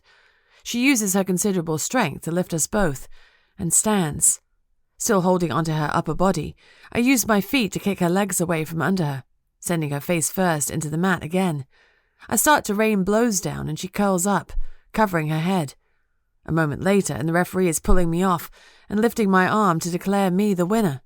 Yes, Naz! Wow! Oliver comes bounding into the cage and hugs me off my feet. How on earth? Where did that come from? I guess I had a good coach. No, I did not teach you that, trust me. I would have remembered. Come on, let's get you some water. While the shock of what I just did is still uppermost in my brain, he leads me over to one of the benches, fetches a bottle of water, and forces me to drink it. So, what was all that at the beginning? Were you just bluffing, trying to make her think she had you? No, I don't think so. I don't really know. When she pinned me down, something just clicked into place. I consider mentioning the wolf, but I'm not sure myself how it happened. I didn't become the wolf. It was more like it became part of me. Well, do you think you can get it to click into place a little sooner next time? But that was incredible. It's wonderful to see his face lit up like this. I can't remember him looking so excited about anything in the longest time, and the return of that inane grin causes a whole heap of warmth to flood through me. So how shall we celebrate? He asks. What do you want to do? I hesitate and look back at the cage before turning to him with the most restrained grin I can manage. I want to go again, I say. The organisers were all too keen to see me in the ring again. It took a couple of minutes for the wolf to decide to join in during the second fight. I was hoping I'd be able to tap into it immediately, but it turned out it would take a string of hard punches to my ribs for it to show up and offer me its support. Those ribs are now on open display, since I ripped the bottom off my t-shirt and converted it into a makeshift crop top. Oliver was right. It's better this way, but it doesn't look anywhere near as sporty or professional as the other women fighters. I'm currently up against Braids. I've defeated 2 opponents so far this evening, but she is far superior to them. There's a fluidity to her movements that makes it harder to anticipate where she's going to strike next. Harder, that is, unless the wolf is helping. After the first few strikes, it already knows how she's going to move. It's like the very first time I ran in the forest. Back then, smells and sights were stored away for future reference. Here, it's the twitch of a muscle or the curl of a finger. Keep your feet moving, Oliver shouts over the noise of the crowd. You've got this. Various cheers and boos echo around the room. They're certainly paying attention to this fight, which I'm confident I'm going to win. Part of me feels bad for the girl. She must have trained for years to be this good. Her technique is exceptional, far better than mine, and she's clearly strong as hell. She's just at the distinct disadvantage of not having werewolf DNA in her makeup. However, I came here for a reason, to win and earn money, and I'm not going to let a small thing like that make me feel guilty. As she throws her next punch, I block it with my elbow, only to swing around and bring the other one down on her shoulder. Her knees buckle and she drops. People are stamping their feet and cheering. You know, for someone who shied away from being the centre of attention her whole life, this is something I could get used to. As my arm is lifted into the air for the 3rd time, Oliver rushes in to join me again. That was great. You are officially incredible. He nods to his hand and the thick wad of notes he's holding. How about we call it a night now? Is that it? Is there no one else I can fight? I haven't asked. It's better to quit now while you're still feeling reasonably okay. Believe me, tomorrow your muscles are going to hurt. Let's head back and get pizza on the way. I think it's fair to say you've earned it. I glance down at the scrapes and bruises I've collected, and it's clear he's right. Despite the fact that I've won all my bouts, I've taken a good few hits too. But while the idea of pizza is very tempting, adrenaline is still coursing through me. Another fight would help me hone my skills even further. Besides, although I know I'm going to be sore tomorrow, it's not like I'll hurt the way the average person would. I've got werewolf DNA to help me. A long soak in the tub and some stretching will be all it takes to have me feeling on top form again. Maybe just one more fight, I suggest. I don't think you should. I'll win. It's not about that. He clenches his jaw and takes a deep breath before looking around us. We're meant to be keeping a low profile, remember? With your unexpected winning spree, you've already drawn enough attention to yourself tonight. It can't be any more than you did. True, but that still doesn't make it right. As much as I hate to admit it, I'm beginning to agree that calling it a night is probably the most sensible idea. I can still think rationally. The wolf isn't in control of me. A further week's training with Oliver will keep it happy, and me motivated. Look, we've earned good money, he says. You've found your rhythm. If you want to fight again, we can arrange it. We'll come back in a month or so. A month? We might not even be here that long. How about a week? He hesitates. 2 weeks. 1, Oliver, trust me, I have this. Besides, if we do have to move on soon, 1 week and a big win will set us up. I know I'll be able to beat whoever I face. You do too. Fine, he agrees with a mock groan. 1 week, and you can go again. Chapter 16. Kalen. I've kept moving. That way at least it appears I'm doing what Polidori asked of me. Hunting down Narissa. Of course, I don't need to. I've known where she is every day since she left the wolf pack. My check-ins with Oliver have been less frequent than I would have liked, but I know she's safe, and that's all that matters. He's teaching her to fight too, he says. That's a sensible idea. One I should have probably considered, although she already had enough on her plate before, plus dealing with me. It's hard not to let emotions get the better of me. Part of me wants nothing more than to go to Europe and run away with her myself. But then we'd both be at risk, and Polidori would have a bigger target to aim at. I've been travelling around the UK. Nowhere in particular, just enough to appear that I'm searching for her. I've been making my presence known, dropping in on Blackwatch in various cities, showing my face at a few of our feeding haunts, making it look like I'm busy. But now I'm back in the last place I saw her, Scotland, heading to where the wolf pack used to live. A fog sits low in the valley as I drive in and park up. Although it's only been a few months since the attack, the place has an air of neglect, almost sadness. The thick mist has all but blotted out the sun, but old habits die hard, and I pull on my jacket and hat before getting out. I can hear there's no one in the village. There could be some wolves deep in the forest, but none close enough for me to be aware of. I really don't know why I've come here. I consider getting back in the car and leaving. I could spend a month in France, say I heard a rumour about her being there. I could make up something plausible. I've got a good friend in north of Montpellier, Regine, a human I've known since she was a child. She'd shelter me indefinitely if I asked her. But instead, I start walking, and my feet lead me towards the cabin that Narissa and I shared. I push open the door and step inside. A rush of our mingled scents immediately hits me. How did I resist her for so long? How did I manage to control myself after that first taste? Maybe it was the werewolf gene in her blood, or perhaps that was what I found so compelling in the first place. But it's not the only thing I miss.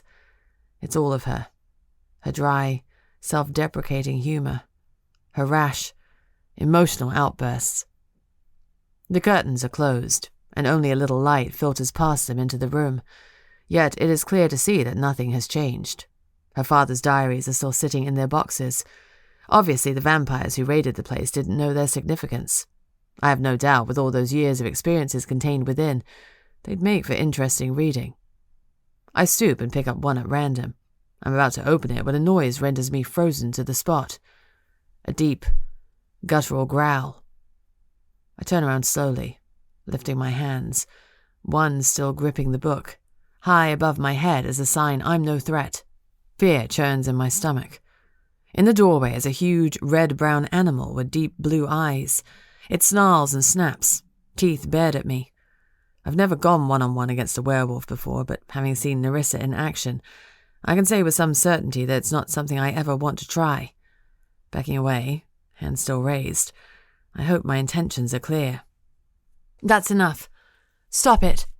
Chrissy pushes past it and into the cabin. A moment later, the wolf is gone, replaced by her human alter ego. Lou looks no happier to see me now than she did a moment ago. I begin to think it was a mistake coming back. Kalen, what are you doing here? Do you have news? She looks at me expectantly, eyes full of hope, making it all the worse when I shake my head. No, nothing good. Polidori has tasked me with finding Narissa, bringing her back to the council. But you won't, will you? Lou steps in front of her mother. You can't. You mustn't let them know about her. He already knows what she is and what she did. We can assume Juliet supplied him with all the details, but she's safe for now. What about here? What about the pack? What pack? Lou demands. I hope she's just being facetious, but when I look at Chrissy, the pain in her face confirms the truth. There are only a few of us left. A couple of dozen, but that's it, the older woman says. Where are the rest? Surely they didn't all follow Juliet. She didn't give them much choice. Let's say her methods of persuasion were highly effective. She came back a couple weeks after Freya's funeral, Lou explains. Most of us had managed to regroup. We thought it would be safe by then, but she arrived with her betas and killed 4 of our gammas. 4 of my friends. She looks at her feet. There was no reason for it, it was just a show of strength. She said that she would return with more of her pack and kill anyone who didn't immediately leave with her. We had 2 choices. Join her or flee. The cowards joined her. They weren't cowards, Lou, they were scared. She ignores her mother. Art went with her, of course. Oh, he makes me sick to my stomach. Is there no one who can challenge her? No one to act as alpha for this reduced pack? I ask. A new sadness falls upon the women. I'm not strong enough, Chrissy says sadly. I wish I were, but I was never meant to lead. What remains can barely be called a pack at all. I can guide them for the time being, but eventually. In a moment of tenderness, Lou places her hand on her mother's shoulder. It will take time, she says. Those of us who are left are strong. We will challenge her one day. We're not ready yet, but we'll get there. Besides, we have Adam. Adam? I ask. Chrissy shoots her daughter a look, indicating she's said too much. But if she doesn't trust me by now, something's very wrong. Adam was one of ours. He is one of ours. He was very close to Freya. In fact, he would have been one of her betas if he'd felt ready for the role. He's gone over to Juliet's side to feed us information. Has he managed that? Does he know what their plan is? No, she's a master of secrecy. She keeps everything close to her chest. But he says that vampires have been regularly visiting the pack. The place stank of them when he arrived too. They're sending wolves out. Sending them out where? We don't know. There's a chance they're hunting Narissa. Juliet was fearful of Freya's strength. She will see Narissa as a threat, the same way that Daniel did. She will want her dead. Chapter 17. Narissa. It's safe to say I hurt more than I expected. A lot more. Oliver was right. I've woken up to pain in muscles I didn't even know I had. My back and shoulders feel like they've been replaced by steel girders, refusing to stretch or flex. And every time I go to bend my knees, I feel I've aged 70 years. You should have had an ice bath last night, he says, regarding me with a smirk. Well, that sounds like the most unappealing thing ever. More unappealing than this. I'll be fine. I'm just going to lie here for a week. Can you pass my book over? As I reach out to take it from him, my neck goes into spasm. This is not good. Jeez. I wince and rub the top of my spine. Tell me we have some painkillers somewhere? His eyes narrow. What? You've never hurt like this before. Well, I've never fought like that before. You think I didn't notice? Why was that? I don't know. I shrug, and even that little movement makes me grimace. I guess it was the adrenaline of a real fight. I try to sound nonchalant. Really, that's all it was. Why? What else would it be? I don't know. You tell me. For a moment, I'm tempted to make light of it again and tell him he's overthinking this, but lying to Oliver only ever lands me in deep water. Plus, I've already promised myself I'm not going to do it anymore. Thing is, it's difficult to understand, let alone explain. I feel like maybe the wolf helped me out a bit. The wolf helped you out? What does that even mean? I'm not sure. I guess it put me in a more aggressive mindset, got me to focus, see things clearer and anticipate what my opponent was going to do. I finish my rubbish explanation, expecting him to say something at best cynical and at worst rude. But instead, he just nods. I suppose that makes sense, although I don't know why you always refer to it in the third person. You are the wolf, aren't you? That's a question I've often asked myself, and one I don't yet feel I have an answer to. It's so difficult to explain. I'm the wolf when I turn into it, but the rest of the time I'm the old me and it's just lurking in the background, biding its time. Can we not talk about this right now? I can't think straight. I need to sleep. For a week. Oh, no, you don't, he says, reaching down, grabbing my wrists and pulling me up. Stop it! What do you think you're doing? You need to keep moving. You think it's bad now. If you just lie here, those muscles are going to seize up completely, and you'll have weeks of pain ahead of you.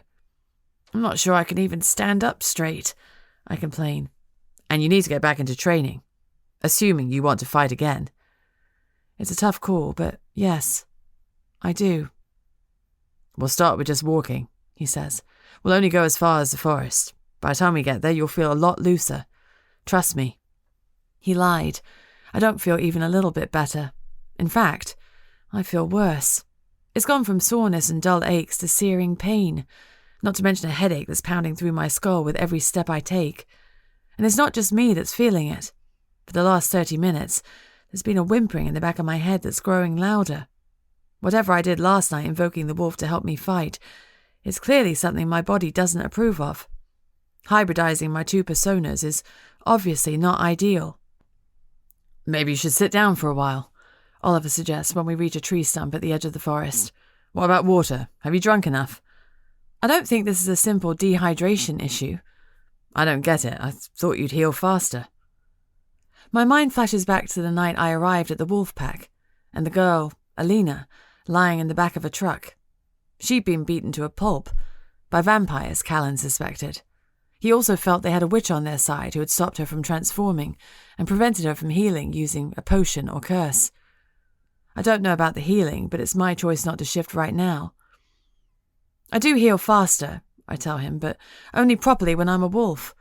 Perhaps it's slowed down when I'm human because I haven't been transforming much lately and not for long when I do. Maybe that's what's going on. Well, then you need to transform. Go for a run. It's not that simple. Why not? You've got an entire forest here. How long do you think it would take? An hour? 2? I hadn't expected this from him, but the idea quickly takes root. The more I think about it, the more certain I am that the wolf part of me is adding to the pain. It needs letting out. So much for me thinking I was in control. What about the risk of being seen? There's no one around, and I can keep a watchful eye out. He pauses. By the way, when we arrived, I was told there are wolves in these parts. You never said. You never mentioned wanting to transform. Werewolves are a lot bigger than run-of-the-mill ones. They shouldn't be of any concern to me, I reason. I don't know how long I'll need, I say eventually. After my fight with Daniel, it took a good few hours of walking, then gradually picking up the pace to repair the damage he'd done. That's not a problem. I'll look after your clothes while you're gone. My clothes? Well, you don't keep them on when you transform, do you? This is probably one of the strangest offers I've ever had, and yet, for some reason, it makes me smile more than I've done in quite a while. That would be great, I say. Chapter 18. As I change to the wolf, the whimpering subsides. My muscles and bones stretch and break, then click back into place in a manner that's way more satisfying than I'd ever thought possible. I stand there for a moment, absorbing the smells and sounds I'm now aware of. The air is sweet with the aroma of evergreen trees, the needles, and pine cones. The earth smells richer here than it did in the forest of the pack, and I can hear insects scuttling in the undergrowth. I begin to move. I haven't run once since my escape from Scotland, not even for a short burst. But now I'm here, feeling the cool wind blowing through my fur. It's all I want to do. I start with a slow trot, not much more than a walk really, then let myself go gradually faster until I'm almost flying through the trees. Footpaths cross the forest and the scent of humans is quite strong in places, so I avoid them as best I can, keeping to the thickest and most dense areas where the aroma of animals and plant life dominates. Gradually, the smell of the town and people fades, and nature is all that's left. Exhilarating as I find running again, the silence is almost unbearable, the emptiness in my head. It feels like it's been hollowed out and I've lost a vital part of me. A deep ache fills my chest, which has nothing to do with what I did last night. I find my thoughts drifting back to the pack. Not just Freya and Lou, but everyone, who I could have called family had I only given them the chance. A glimmer of hope flickers within me. What if there aren't just ordinary wolves here? There must be other werewolf packs, surely. People like me. Concentrating my efforts, I try to pick up any hint of canine scent. After a few minutes, I do detect something in the undergrowth, but it's very weak. Whoever or whatever it was has not passed through here in quite a while. Still, I follow it as best I can, at the same time throwing out my thoughts like a net. Hello? Is anyone there? Hello, my name is Narissa. Can you hear me? Each scent trail eventually leads to a dead end. It's only when I come up empty-handed for the 4th time that I finally remember Oliver. How long have I been gone? Certainly more than an hour. The forest is so dense I can't get a decent view of the sky, let alone the sun, to help me estimate the time of day. Slowing to a walk, I'm about to turn back, when something catches my eye a short way off. A clearing. It's so reminiscent of the one near the wolf village in Scotland. I have to investigate. As I approach, my heart is pounding. What if I have found another pack? How would that work? My mother said that all wolves protect one another, when they're not fighting for dominance, that is. But would that have only applied to the 2 packs she knew? How would I introduce myself if I ever came across other werewolves? I step into the open space and my heart sinks. There's no chance that wolves live here unless they're nothing like I've experienced. There's a huge building, or rather the shell of one, surrounded by the remains of an old perimeter wall. A rusty iron gate marks the front of what must have once been the grounds of a magnificent manor house. More than half the roof has fallen in, and you can't see the brickwork at all in places for all the creepers that have taken over. You'd be risking life and limb if you ventured inside. No, nothing lives here except maybe a few bats. In fact, the whole place gives off a distinct smell of death, the stench causing me to let out a low, involuntary growl. Deciding that this is a sign to call it quits, I begin the long run back to Oliver, as I'm definitely on the road to recovery, and just for the hell of it, I decide to see how fast I can go. I take it you're feeling better? He says as we make our way home. You're certainly not whinging as much. Honestly, it's like magic. Well, I guess it sort of is. Everything feels back to normal. If you could find a way to bottle this, you'd make a fortune. Well, I'm very pleased for you. And how was the run itself? Did you come across anything interesting? Not really, just an old derelict house. Other than that, just trees and more trees. It wouldn't be Eastern Europe, would it, if there weren't some creepy abandoned places about? Anyway, I was thinking, as we got yesterday's earnings and you must be starving after such a long run, how about lunch at one of the restaurants by the river? Really? Isn't that a bit extravagant? Aren't we meant to be watching every penny, never mind lying low? Well, now you mention it, you're right. Back for sandwiches it is. What was I thinking? No! I grab his arm and pull him around. I want nice food. You can't take it back now. We laugh together. Then his smile drops. What is it? I say, still holding onto his arm. What's wrong? His eyes meet mine, and there's the slightest of frowns on his face. Nothing. That's what's so strange. Right now, nothing feels wrong at all. I gently release his arm. Actually, I think I've changed my mind. Let's just go for an ice cream instead. After we've eaten our cones, chatting by the river, I realise it was nowhere near filling enough, and we decide to do some shopping before we go home. It's a really annoying cliché about the wolf, but it's definitely a carnivore, meaning I'm also definitely a carnivore.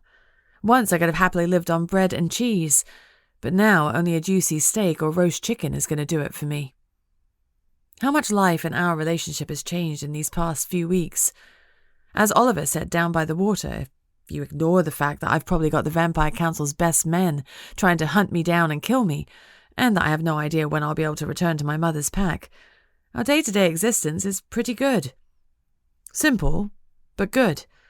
Considering there was a time when I didn't think he and I would ever get back to talking civilly, at least one good thing has come out of all this crap. We reached the butcher's, and I noticed that the bar we came to on our first night here, where Oliver sorted out a place for us to stay, is just across the way. As we go to enter the shop, a man comes out of the bar waving his hands at us and calling something out. You go and buy what you want, Oliver says. I'll deal with this. Do you think it's trouble? No, I'm sure it isn't. He probably just wants to up the rent. Leaving him to deal with whatever it is, I pick out some sausages and steaks. Back outside again, there's no sign of him. I guess whatever negotiations are taking place with our landlord, they may not be going well. Deciding he might need some moral support, I head over to the bar. None of the light from outside seems to make its way to the interior, which is lit only by a couple of low-hanging lamps with nicotine-stained shades. A couple are sitting talking at the bar, and there are some tables dotted around, none of which are occupied. Blinking, I look around for Oliver, wondering where he can be. Then I spot a door at the back. As I walk towards it, it swings open. Narissa, what are you doing in here? What do you mean? I came to meet you. Why didn't you wait outside like you were supposed to? I don't like the tone of his voice. and immediately feel my hackles rising. Supposed to? I'm sorry, I didn't realize I was on a leash. What's going on? Nothing's going on. I'm fed up with you not listening to me, that's all. And just like that, we're back to square one. Chapter 19. It would help if I could understand what just happened. 1 minute, I'm basking in the warm glow of our relationship being back to normal, or as normal as possible in the current circumstances, and the next, Oliver won't even look me in the eye. He shuns my offer to help cook dinner, which, to be fair, he'd do normally, but in a jokey, you can't cook way. Now it's more like he can't stand to have me close to him. When the meal's ready, he dumps the plates on the table, sits down, and starts digging into his without so much as a word. Enough is enough. I may have put up with it before, but I will not let him do this to me again, when I've done nothing to deserve it. I'm certainly not going to let him blow hot and cold like this with no explanation. I figure whatever's wrong, I deserve better than that from our friendship. Just spit it out, I say, pulling out the chair opposite him and sitting down. What on earth is eating you? You were fine this afternoon. Nothing, it's just been a long couple of days, okay? I'm tired. Not everything is about you. So I'm making too much of the fact that you won't even look at me. Is that it? He glances up from his food. I'm looking at you now, aren't I? He says, and stares at me with a venomous glower. Great. Truly reassuring. Oliver, I thought things were better between us. I thought... You thought you got me back where you want me, acting as your dog's body. What? That's not fair. Is it not? He stabs his fork into a piece of meat. Tell me, he demands, why does that vampire think about nothing but you? Polidori, you know why. Because of what I did to Styx. Not him. The other one. Sheridan. My heart starts thumping. Kalen, you've heard from him. What did he say? Did he have any news about my mother? I haven't heard from him. Then I want to know why he's so obsessed with you. That's all. This just isn't sitting right. He must have spoken to him. He's not obsessed. He just helped me. He hired a private helicopter for you. He killed a load of vampires for you. That's more than just helping. What do you want me to say? The truth? How about that? Let's start with, are you in love with him? What? You heard me. Are you in love with him? This stuns me. Love is not an emotion I've ever experienced firsthand, not in a romantic sense. It's something that other people naively chase. A delusion. What Kalen and I felt for each other wasn't.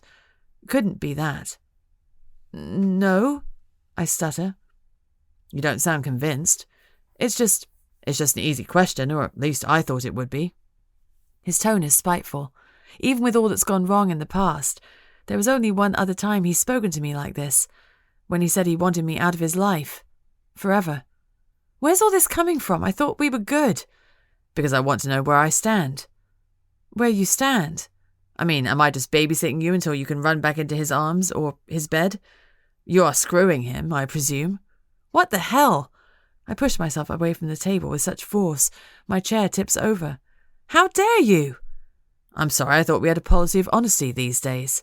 Yeah, well, that's when I thought we were friends. I was obviously wrong there. Chapter 20. Oliver. I don't know why I let myself become so furious. I hate who I am when that happens. Anger isn't something I do, or rather wasn't, until we lost Ray. No, it was before that. It started when they forced out of Blackwatch because of my stupid mistake.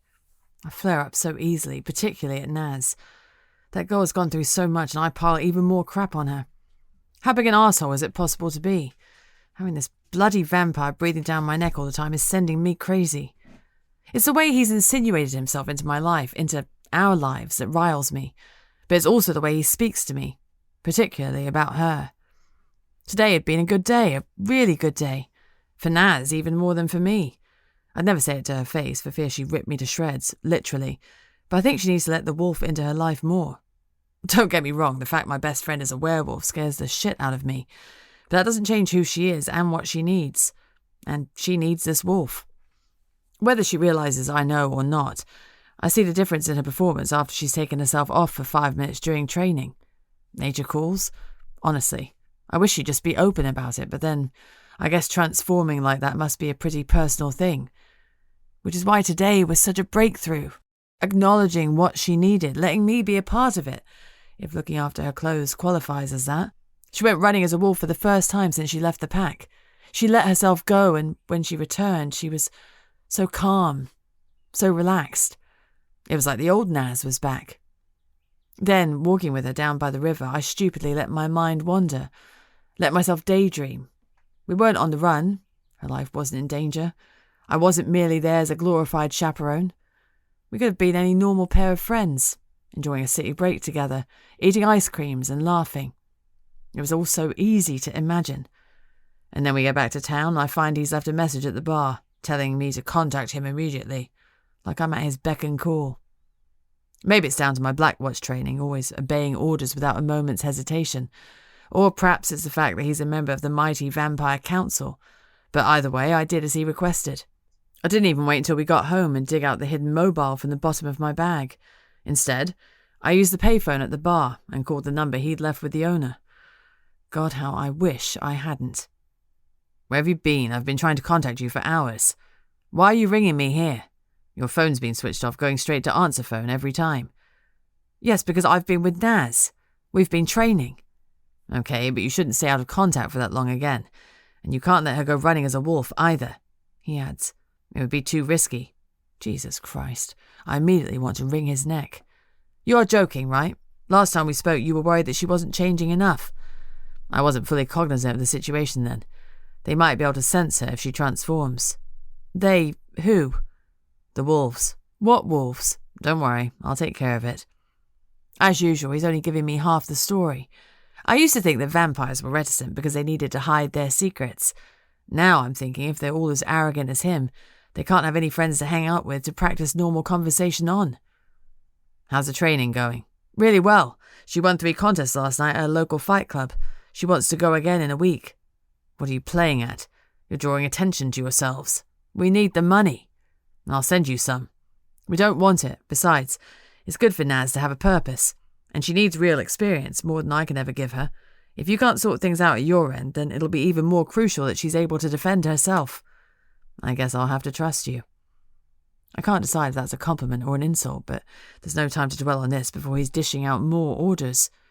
I have to go now, he says, like his time is infinitely more precious than mine. Just make sure she doesn't transform. No runs. Nothing like that.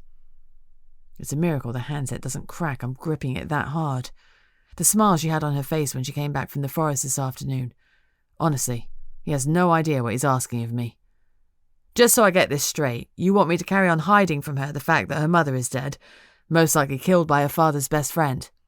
Keep her shut away, out of sight, and now deny her the one thing she has left to enjoy. Does that pretty much cover it? I thought you told me you could handle this. I said I could keep her safe.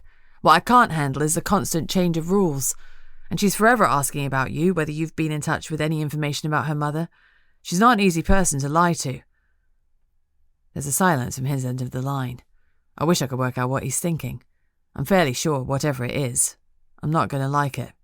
Look, let me finish working out what's going on here.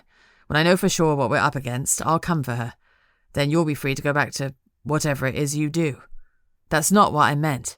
I really do have to go now. Stay in touch, and keep me updated. The line goes dead, and I hang up the phone. When I turn around and step back into the bar, Naz is just outside the door, looking straight at me. My stomach plummets and my blood runs cold. How long has she been there? My mind goes into overdrive, wondering how I'm going to lie my way out of this one. But I see the smile on her face and realize she couldn't have heard anything I said.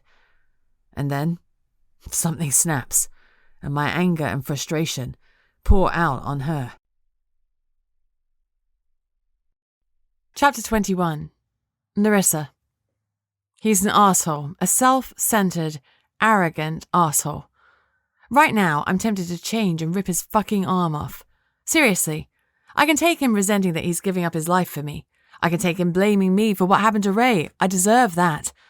But to start questioning my sex life, who does he think he is? My father? I march into my room and slam the door, then pick up my pillow, shove it against my face, and scream. My fingernails are digging into the old fabric with such force that it starts to tear, and I throw it on the bed. I've already learned that ripping up anything with stuff with feathers isn't such a good idea, and I don't somehow think that Oliver would be quite so helpful with the cleaning up as Kalen was. I'm so pissed off right now. He doesn't know the guy. He wouldn't even want to. So what if I was screwing him? I've taken some far more dubious guys home in the past, even if they did have a pulse and a body registering more than room temperature. What's more, I'm bloody hungry, and there's a perfectly good plate of food going cold out there on the kitchen table. For the next hour, I distract myself with reading, or at least try to. I'm really only flicking through the pages while stewing about the situation. Finally, my stomach rumbling gets too much to bear. Putting my book down on the bed, I open my door a crack and see the one to Oliver's room is open, but there's no sign of him there or on the sofa either. Great. So now I'm under lock and key, but he's free to come and go as he pleases. Flaming typical. I walk through to the kitchen. Flicking on the light, I see a scrap of paper stuck to the fridge. Sorry. Dinner's in the oven. Oh. Kiss. I'd like to be childish and leave it there, pretend I haven't seen it, not even left my room. But hunger overcomes my pettiness. I can't even wait to heat it up again. Cold steak is better than no steak at all. Time to get up. The sudden glare of light as Oliver opens my curtains causes me to duck my head under the covers. You're not serious. Why wouldn't I be? After last night, the last thing I'd expected was a normal morning routine, as if nothing had happened. And yet it's just gone daybreak and he's standing over me with toast and a cup of tea. I guess, combined with the note, this is his way of apologizing without actually verbalizing the sentiment. I assume you want to keep up the training, he says, putting the plate down on the bedside table. If you don't, I understand. He looks as guilty as hell, and if I had an ounce more compassion in me, I'd say something to make him feel better. But a brief message and a breakfast in bed aren't going to cut it. Still, I pick up the toast and take a bite. I probably need to shower first. I wouldn't bother. You're going to need one later. Trust me. On the positive side, I'm definitely getting fitter. The run today left me only moderately worn out, which is an improvement on a week ago. On the negative side, there's a small chance Oliver is, in fact, related to Satan. Push-ups, pull-ups and burpees. 30 reps of each, 6 sets, go. You know I can barely manage one pull-up and my hands slip on that ruddy branch. Then you need to get practicing. He watches over me the entire time, chewing on his bottom lip and only communicating when he yells at me for pausing to catch my breath. I'm on the last set of burpees, which at this point consist of me flopping down on the ground and then dragging myself back up, when he talks again. I spoke to Kalen yesterday. What? I can't have heard him right. Clearly all this exertion has left me lightheaded. I spoke to Kalen yesterday, he says, confirming I was right the first time. I get to my feet, my blood really pumping now. When? Why didn't you tell me? Because he told me not to. He always tells me not to. It takes a moment for the penny to drop. You mean you've talked with him before? What did he say? Did he tell you where Freya is? Did you ask him about her? As I move towards him, he shifts backwards, his hands out in front of him like there's the chance I could suddenly lunge at him, which I might. He hasn't told me anything about her, Naz. Have you asked him? Of course I have. I ask him plenty of questions and he doesn't answer any of them, ever. I don't know where he is or what he's doing. He rings occasionally to check on you and then hangs up. And you didn't think I deserved to know this? I did. I wanted to tell you, but he swore me to secrecy. My last nerve frays. Swore you to secrecy? Are you 5 years old? You should have let me talk to him. You should have let me ask him about Freya. I understand, but there are bigger things at play here, Naz. Things involving the council. And Blackwatch. So he's told you that much. Only in a roundabout way. Please, Naz.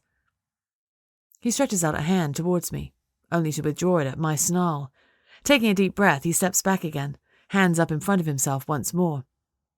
Look, I do understand how you might think I've been wrong on this, but the guy got you away safely. He got you out of Vampire Dungeon, too. I figured if he said to keep you out of the loop, it was the right thing to do. My fists are balled at my sides. How I haven't thrown him against the nearest tree is a goddamn miracle. I somehow managed to keep myself in check. So why are you telling me all this now? Why not just stay quiet? He takes another deep breath, which tells me I'm not going to like what he says next, either. Gritting my teeth, I steel myself. He said you shouldn't be running about as a wolf. He said it was dangerous. What? Why? I don't know, Naz. He doesn't explain anything. I think maybe he's worried about other wolves, but I'm just guessing. There are no other wolves, I snap back. I would have felt them if there were. He nods, his eyes still locked on mine. It's not me trying to stop you, Naz. I had to be straight with you where the order was coming from. I couldn't keep it to myself any longer, and I thought you had a right to know. I'm sorry. God, what a fucking shit show this has become. 2 years ago, the worst thing we had to apologise to each other for was finishing off the milk or eating the last slice of pizza. Now we're struggling to get through 1 week without some massive bust-up. It was just sex, I blurt out before stopping to think. This time it's Oliver's turn to do a double take. Kalen and I, you were right. We were, but it was just a distraction. That's all. A distraction? He snorts, and for a second I want to lash out at him, but then I see all the hurt in his eyes. Hurt and disbelief. It was at the wolf pack, the only time. There was stuff going on with Freya, and I just needed a distraction, he says, throwing my words back at me, then shaking his head. Oh, Naz, I wish you could see it. What? You're worth so much more than a distraction. He steps close to me for the first time since we started this row, and I can see 100 different thoughts whirring behind his eyes. That's always been Oliver's way, always thinking, weighing up the pros and cons, the positives and negatives. I guess that served him well at Blackwatch, but it's handicapped him in real life. As we stand there in the forest, I feel myself being drawn slowly towards him. It was Oliver I wanted to see one last time when I thought my life was about to end. He was the one I so desperately needed to speak to. I want him to know how much he means to me. I should tell him that now. Just as I'm about to, he straightens up and plasters a fake smile on his face. So, are we going to do some fighting today? Or not? Chapter 22. I have no idea where this last week has gone. No, that's not true. It's been spent almost entirely on training and preparation for tonight. Bizarrely, since I confessed to Oliver about sleeping with Kalen, our relationship has improved. I wasn't aware of it at the time, but keeping it to myself was like a massive weight bearing down on me. Now that it's been removed, I can breathe easier. I think that Oliver admitting to his secret conversations with Kalen has had the same effect on him. I'm still moderately pissed off, mind you, mainly that he didn't ask for more details about my mother and the wolf pack, but it's understandable. To him, Kalen is a member of the big bad vampire council, a killer. I'm not surprised he didn't want to push things. I, on the other hand, have no intention of sticking to the rules, particularly the one about not changing into a wolf. Whether it's stubbornness or spite, I've been for a run every day since he told me about Kalen's order not to, and I've at last got used to the silence in my head. I stick to the same route, a large lap of the forest, skirting the freaky abandoned house that smells of death, then alongside a brook until I hit the main path back to where Oliver sits reading a book, guarding my clothes. While I keep my mental blocks in place, it hasn't stopped me sending out my thoughts in search of any of the werewolves that might be nearby. But there's never any reply, and all I can detect is the smell of the wild, natural, non-shifting wolves. Oliver has promised me faithfully that the next time Kalen rings, he'll let me speak to him, but he also says he doesn't know when that will be. And I do believe him. Fortunately, I have enough to distract myself with. We arrive late. He said it would be a good tactic to help unnerve my opponents and increase the betting odds. I don't know if he's right. This time, eyes are on both of us as we make our way through the arena. Some people don't seem particularly pleased to see us. I'm looking more the part tonight, wearing a suitable outfit, the jeans and baggy t-shirt abandoned. I can't say I feel comfortable in the short crop top and equally short shorts, but I will admit it looks like I belong here and mean business. As I approach, the girl with the braids rolls her eyes. I'm not fighting that one, she says to the man next to her. She's a nutter. I lock eyes with her, a smirk on my face, hoping to provoke her into fighting me again. So, who shall we start with? I ask. Someone tough. I want a good fight. Maybe I'm being naive, but I'm feeling so much stronger that I'd like to begin the first bout without relying on the wolf to come to my aid. I'll obviously call on it when I need to. 2 men are currently rolling around on the mat inside the cage, both broad, both bald. It's hard to tell who's winning from the tumbling flesh. I watch them for a minute before Oliver taps my arm. One of the organisers is waving at him, trying to get his attention. I guess they've got someone lined up for you, he says. The winner stumbles from the cage and the loser is carried out as we await my turn to fight. I sense movement behind me and turn to see the crowd separating as my opponent swaggers towards me. Oliver, there's no way I can fight that girl. She looks barely 18. Then it'll be fast. This isn't on you. She signed up for this. And they saw you fight last time, so they know what they're doing. Just don't go too hard. End it cleanly and quickly. No overindulging the wolf. When do I ever do that? He raises an eyebrow. Okay, I've got it. Clean and quick. Not wanting to waste time overthinking it, I step through the cage door. When she joins me, my concern increases. I'd assumed that the long, loose hair and all the necklaces and bracelets were simply for effect as she approached the ring. But her hair remains down and she's still sporting all her jewellery. There's no way she can have any experience at all. A baggy t-shirt was nearly the end of me in my first fight. With no rules to adhere to, there's nothing to stop me from grabbing one of those chains and dragging her to the floor with it. The commitment she's shown to her eyeliner, on the other hand, is more than I'd bother with on a night out, although I'm not sure if that says more about her or me. Thank you, she says, finally drawing her hair up into a high ponytail. For what? I ask, a little confused. For giving me the opportunity to kick your ass. Clearly she's not the brightest light in the harbour. Now I feel even more guilty that I'm about to spoil her makeup. Outside the ring, a far larger crowd is drawing close than for my previous fights. Perhaps news of me has spread.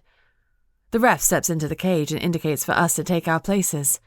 A bell rings, and it's time to fight. Chapter 23. The clang is still ringing in my ears as she darts towards me and lands a hard right hook into my ribs. Winded, I jump back and catch my breath. I wasn't prepared for that. Fortunately, she doesn't follow it up. I shake my head and click my neck before moving back to the centre of the ring, jabbing at her once, then again. Both times she dodges skillfully. What a shame, she says, her feet motionless as I bounce around on my toes the way Oliver taught me. I thought this would be more fun. Don't worry, I'll end it fast. She fires out a leg this time, sweeping my feet from under me and sending me crashing face down to the cold, blood-stained canvas. I lie there, startled and winded. Get up, Naz, I hear Oliver yell. You know what to do. Get up and fight. You can do this. I scramble to my feet, surprised she didn't jump on me. When I turn to face her, she's standing there, grinning. She's playing with me. I go on the attack again, and again she slips past my punch, countering with a fist to my temple. I stagger back. This time she does carry on. Fast, stinging blows rain down on my arms as I raise them to protect myself. I kick out at her, but she casually sweeps my leg aside, spinning me around. I need the wolf, but for some reason it's not showing up. Perhaps all those long runs I've been taking to spike Kalen have had the wrong effect. Maybe the only reason it was so keen to join in before was because it wanted some action, and now it doesn't feel the need to show up. Shit. Why didn't I think of that? How the hell am I going to get out of this in one piece now? She slams my face into the bars and starts landing punches in my kidneys. With all the strength I can summon, I push myself away from the cage and spin away to face her. But before I can orientate myself, her foot slams into my stomach, and I'm back on the bars again. The metal is cold against my bare flesh. Whatever's coming next, I know it's going to hurt. The crowd is going wild. I search fleetingly for Oliver before my attention returns to my opponent, in time to see her gleeful smile, and her fist flying through the air. It lands squarely on my jaw. Everything flashes white. My legs buckle, and I know I'm going to collapse, but find myself held upright by her forearm across my windpipe. I can feel myself slipping into unconsciousness. I need the wolf. Come on, I scream inside my head. Where are you? What the hell are you playing at?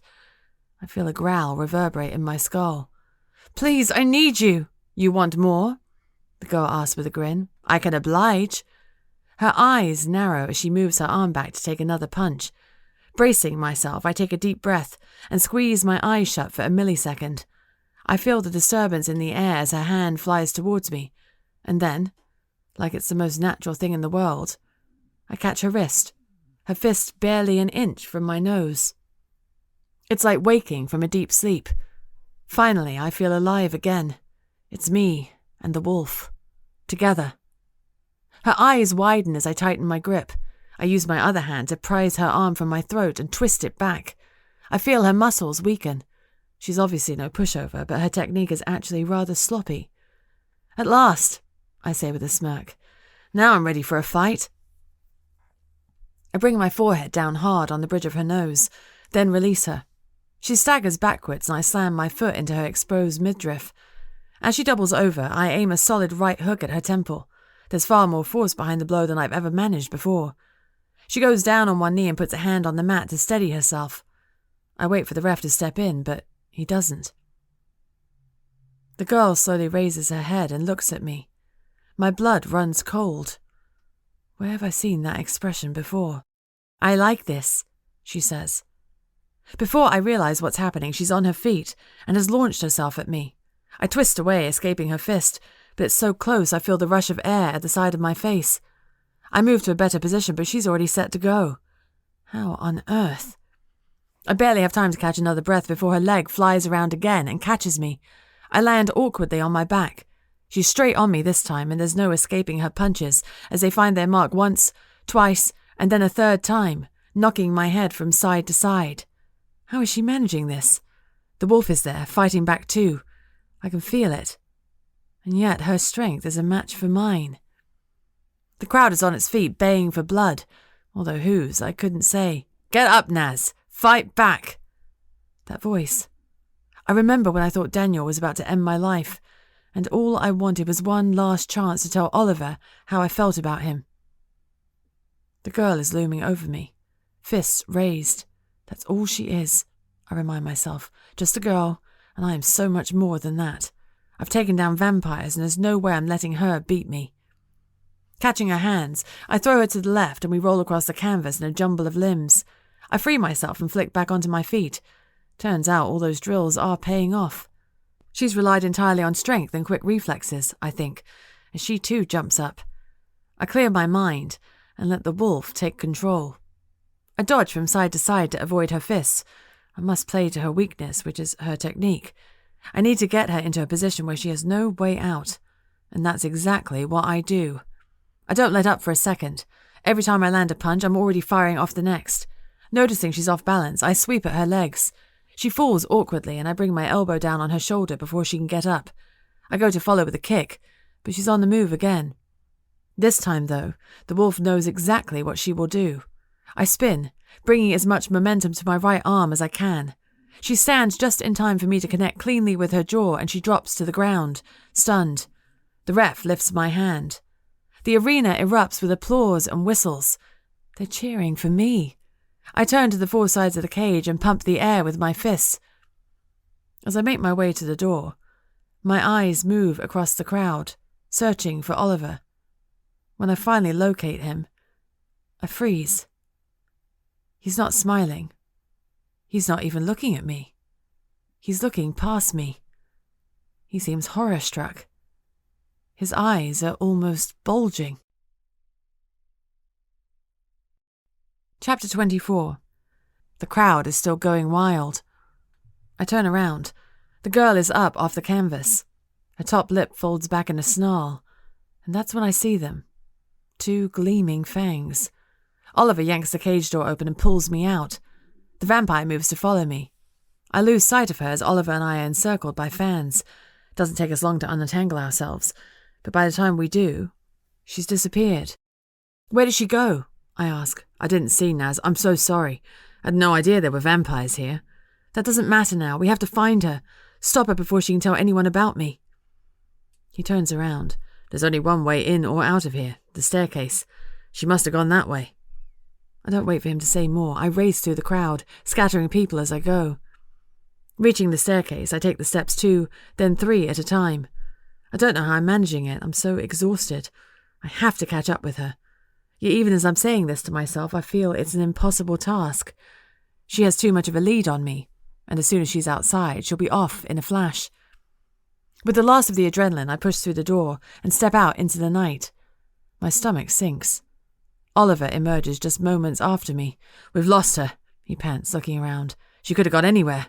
We'll never track her down."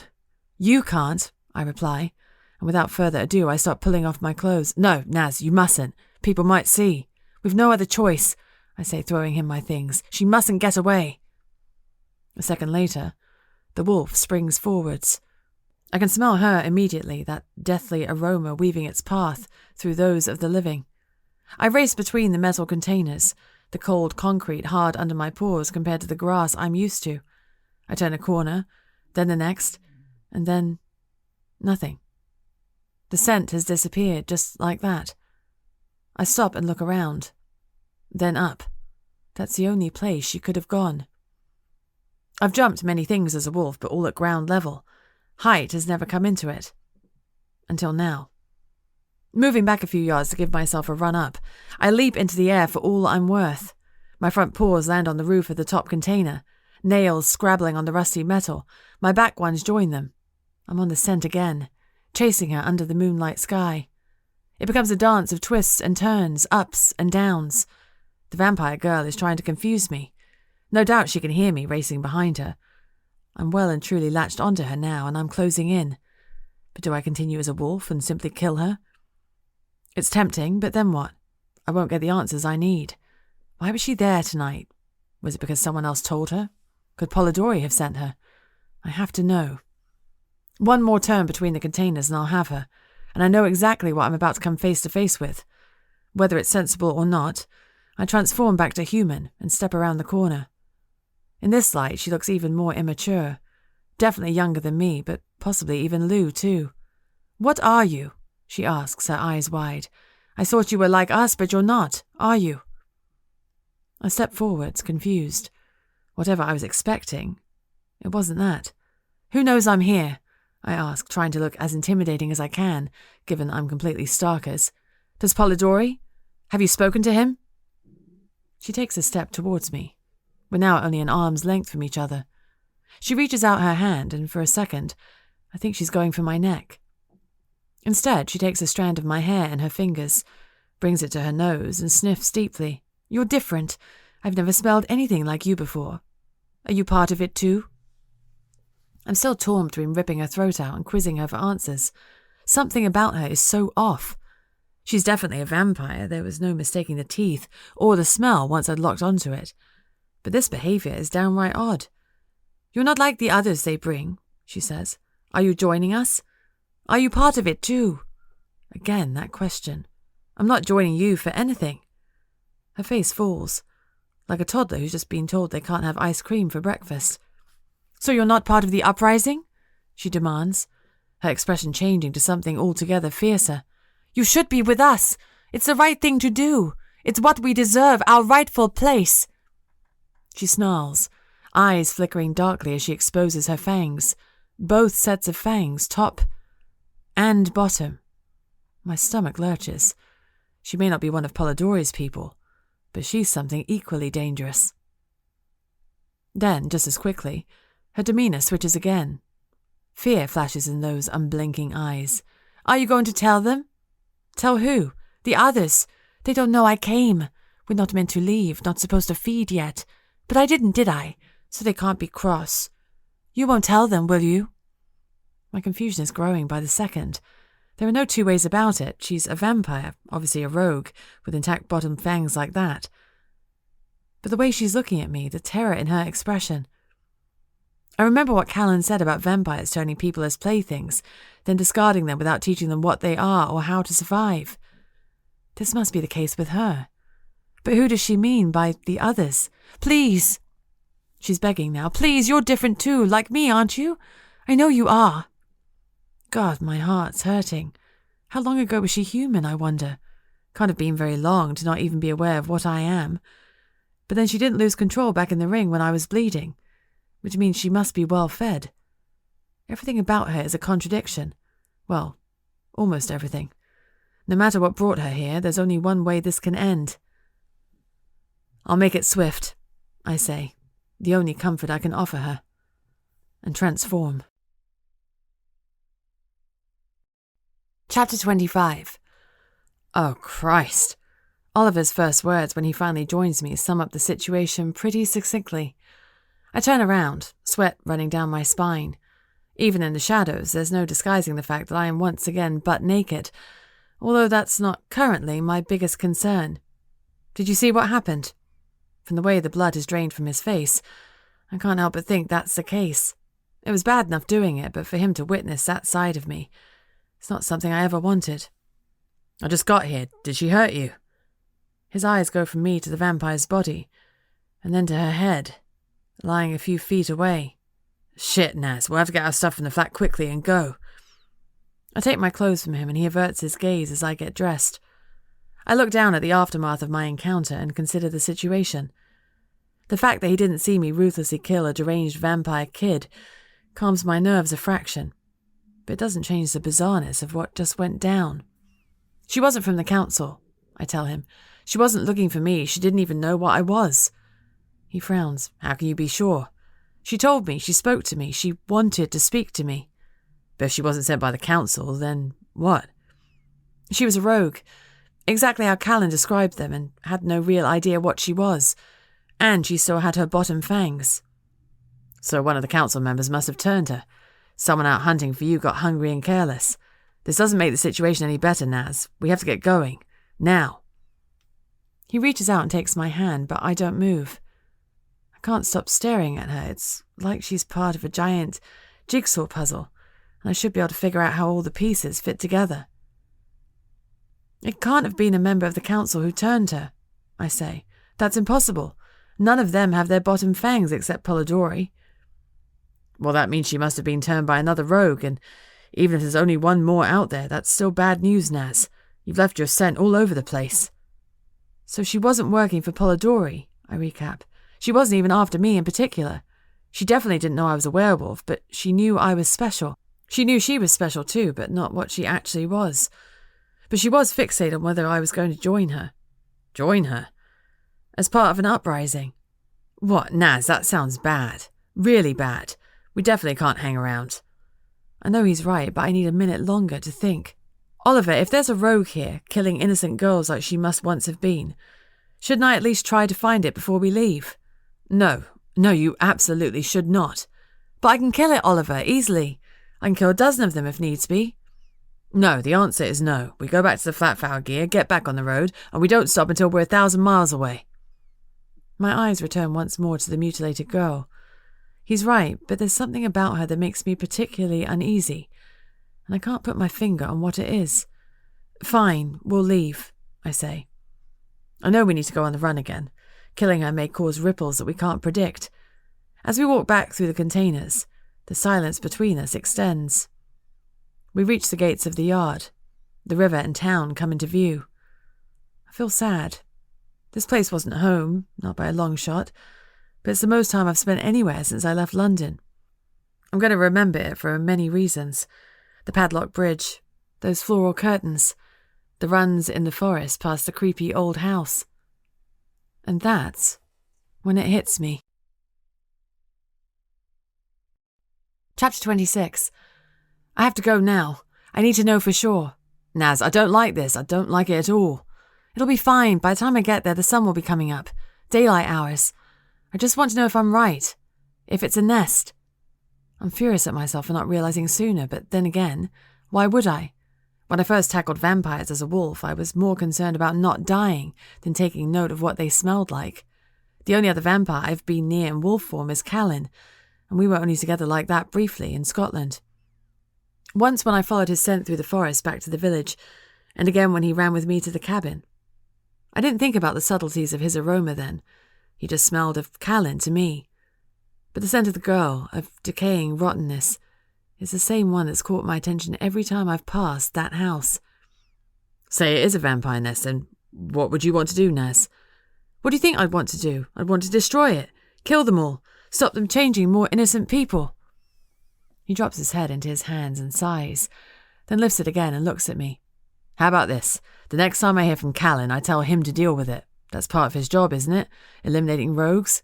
We leave today, move on to safety, and he looks after things here. No. My answer is immediate. He won't be able to come here at the drop of a hat. He's pretending to hunt me, remember? And it could be weeks before he gets in touch again. Besides, the last thing he'll want to do is draw attention to where we've been. And every night nothing is done is an opportunity for those vampires to be out murdering. A shadow crosses his face. I know he hates me talking about Kalen. Please, I say. Just let me go for one more run to see if I'm right. Then, if I am, we'll figure out what our next course of action is. Together. Just a few hours are all I'm asking for, Oliver. Please. Fine, but meanwhile I'm packing our bags. I want to be ready to leave the moment you're back. Unless I'm right. We'll see. I'm 100% right. The moment I approach the house, it's there. A stench like rotting wet leaves, like putrefying flesh. It catches in the back of my throat. How did I not know about this before? And why didn't Kalen smell this way to me? No wonder Lou and the others were so freaked out by him. I would have been too if I caught a whiff of it. I can't dwell on that right now. I've got to concentrate on staying safe. My nerves are on edge as I step out of the forest and head towards the house. I'm sure I'll be all right. I've done plenty of runs around here before, and they've never tried to follow me come night time. This is different, though. I'm the one doing the hunting, and my first task is to find out how many of these bloodsuckers there are. There's no need to rush, I tell myself as I approach what's left of the wrought iron gates and the crumbling brick wall that marks the boundary of the property. It's sunrise. If they're newly turned, they won't have built up any tolerance to daylight. Even Kalen prefers to be fully covered. And anyway, there would need to be a lot of them if they wanted to take me down. I circle once, then again, then a third time, trying to detect any sounds from within. But it's eerily silent. Outside, there's no bird song, not even any insect noise. What kind of place has no creepy crawlies? I guess this type of place. After my third lap, I feel I've got as good a measure of the situation as I'm going to. It's hard to distinguish exactly between the aromas, but if I had to make an educated guess, I'd say there are somewhere between 6 and 10 vampires inside. Dozen max. One scent is stronger than the others. It leads away from the house. It's the one I was chasing down only a couple of hours ago. Again, I feel a deep sadness for the young life I was forced to end. She'd once been just a girl. Sweet one, probably, too. There's one other distinct smell outside, but it's not vampire, nor anything living. It's of exhaust and rubber tires, still present on the grass and stones leading up to the gate. A car. Someone's been here and left again. A food delivery? Probably not of the pizza variety. A yawn stretches my jaw, followed promptly by my stomach growling. Knowing I've uncovered as much information as I'm likely to, and confident this is an issue I can deal with later, I turn and leave. I've just reached the edge of the forest again when I hear a soft humming noise. No. More a buzzing, but it's so gentle I wonder for a moment if I dreamt it. I concentrate. It was more a feeling than a sound, and the sensation has already passed. I freeze. Hello? I send out. Is someone there? Is there someone else here? I've done this 100 times since I left the pack, calling out into the ether, hoping for a reply and getting nothing. But this time, something feels different. My skin tingles, and my hackles rise. Is anyone there? I try again. I wait, motionless, begging the feeling to return. There it is, the impression of someone encroaching on the boundary of my block. I reach out again, desperate for confirmation, but I'm confused. Surely I would have felt something before this. I could sense any of the wolves in the pack without being on high alert the whole time. The minutes tick by as I stand there, stretching my mind out as far as I can, just as Art and Lou taught me. But I find nothing but emptiness. Nothing to connect with. I run back into the forest in case I can pick up a scent, but eventually I'm forced to give up. It's not the first time my senses have let me down recently. Not identifying the girl as a vampire with all that staring and lack of blinking is evidence of that. Still, I'm saddened. Another wolf could have been an ally in what I must do next. Slowly I retreat through the forest, keeping my mind as alert as I can. I'm struggling, though. Tiredness, I realize, probably led me to imagine things. I haven't stopped and rested since the fight last night. My body took such a pounding I should be concentrating on healing. The best thing I can do now is to go back to the flat, get a couple of hours sleep, before I attempt to convince Oliver of my plan. Not that I actually have one yet. I've got to figure that part out too. Chapter 27. Oliver. I don't blame myself for not telling Naz about Freya. Maybe that makes me a complete arsehole, but I can't be the one to tell her that her mother's dead, especially after she'd only just found out she was still alive. When she told me about it, there was no hiding the love in her eyes, despite all the hurt she'd originally felt. Then a couple of days later, that damn vampire calls to tell me she'd been murdered, and I'd had to shoulder the weight of that bloody secret for months. Things have just started to get better between us. When she discovers what I've been hiding from her, the shit's going to hit the fan, to put it mildly. The last few days I've been going back and forth over it, trying to work out if I've made the right call, and I'm still no closer to an answer. There's no going back on it now, no matter how guilty I feel. It's not even just a case of finding the right words. I won't be able to answer any of her questions. I wasn't there. She'll have all these things she'll immediately need to know, and I won't be able to say anything useful to help ease the pain. Besides, and maybe this is shit of me, but why should it be down to me? I'm the one trying to keep everything together for her. That fucking vampire's the one who wanted to hide the truth from her in the first place. He's the one who ought to deal with the fallout. And, not to be petty or anything, but he's the one who screwed her. Even with a pulse, he wouldn't be half the man she deserves. Although, I'm starting to wonder if I'm any better. Flicking on the kettle, I pace around the kitchen table, checking my watch for the 10th time in as many minutes. She should be back by now. I ought to have gone with her, or better still, not let her go at all. This lying has got to me so much I wasn't thinking straight. Trying to keep Naz safe against the combined efforts of Blackwatch and the Vampire Council, then seeing what she did last night, I'm so messed up in the head that I'm making stupid mistakes. And that's not like me. Leaving the kettle to boil, I sink onto the sofa. I can't stop thinking about all the untruths that have spilled from my lips this last week. I want to come clean, but I just don't see how I can now. If I own up, not just about her mum, but about having a phone and being able to contact Kalen, she'd be furious. Seriously furious. And Naz doesn't act like the most rational person, even at the best of times. I know what would happen. The moment it came out, she'd head for the forest, turn into a wolf, and disappear, leaving me no way of finding or protecting her. It's a risk that I can't take. Won't take. I close my eyes to see if that helps, but in less than half a minute, they snap open again. All the worst-case scenarios are running through my head simultaneously. If she finds a nest, then I know what comes next. She's going to want to get rid of it. From what I saw last night, she'd make swift work of that. Once again, I shudder at the memory of what I saw her do. Whatever I'd imagined her abilities as a wolf were, it's clear I grossly underestimated them. She was ruthless. Yet, there was compassion in the last word she spoke to the girl. When she turned and saw me there and asked if I'd seen what had happened, I knew what she wanted the answer to be. I knew she needed to keep that part of herself separate from me, and so I lied. Again. The truth is, I'm terrified of pushing her away. I did it once before, after we lost Ray, and I very nearly lost Naz for good then. Stuff was said in the heat of the moment.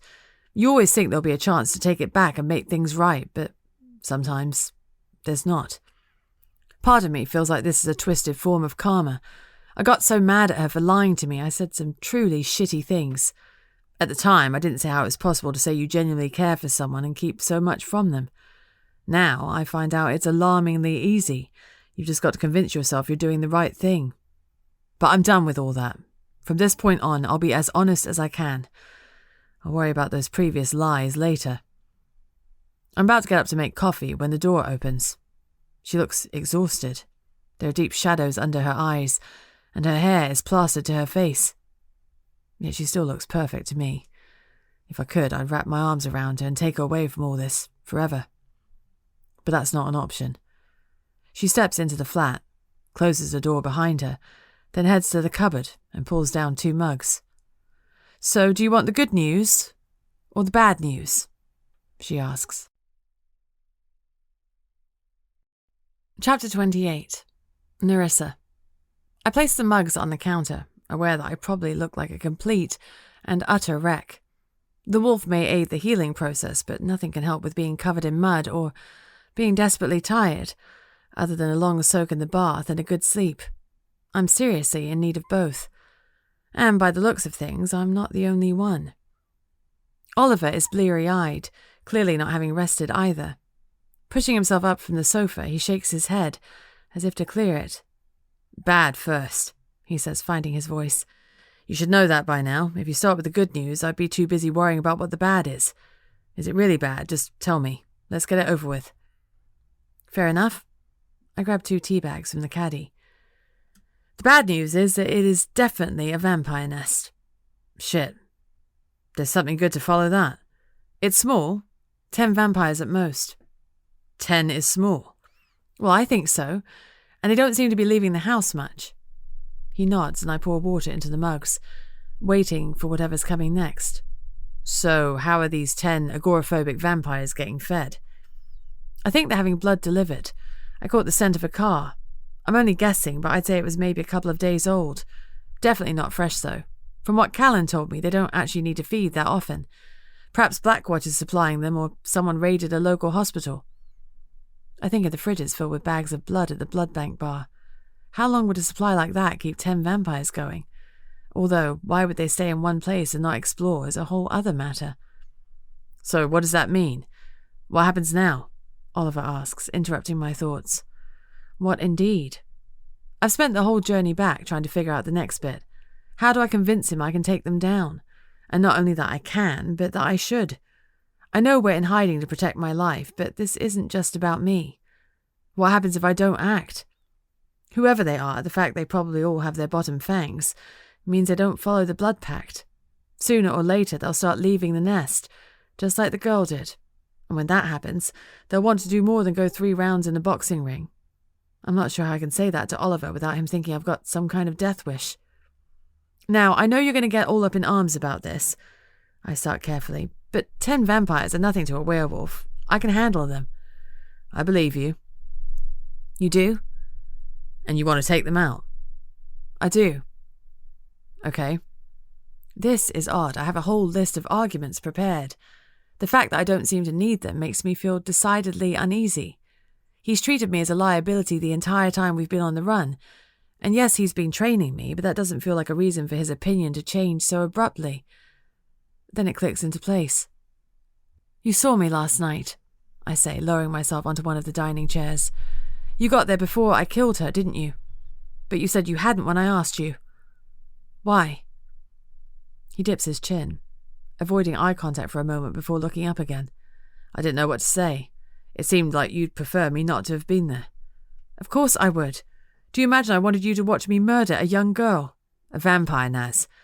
And you did what you had to do. The way you did it was... He pauses and I wait for whatever horrendous adjective he's going to come up with. Merciful. But I killed her. I could have shown her more mercy and let her live. No, Naz, you couldn't. The poor girl was a lost soul. She was a danger to us and all the people of this city, just like the rest of them are. I'll admit I'm not happy about you attacking a vampire nest single-handed. In fact, the thought fills me with utter dread. But I get it, and I know I can't stop you. You need to do what you have to do, and if you're confident that you can achieve it, then I trust you. Jesus Christ, of all the things I wasn't expecting, it was the conversation to go like this. Maybe I should have let him see me rip a head off sooner, though it must make it difficult to view someone as a helpless damsel in distress when you get to see them as a 250-pound beast with 2-inch canines. I lift my mug and take a sip of tea to give myself the chance to digest this massive turnaround. Okay, that's great. I'll deal with it. I watch the tension ripple through him, but he manages to contain it, just.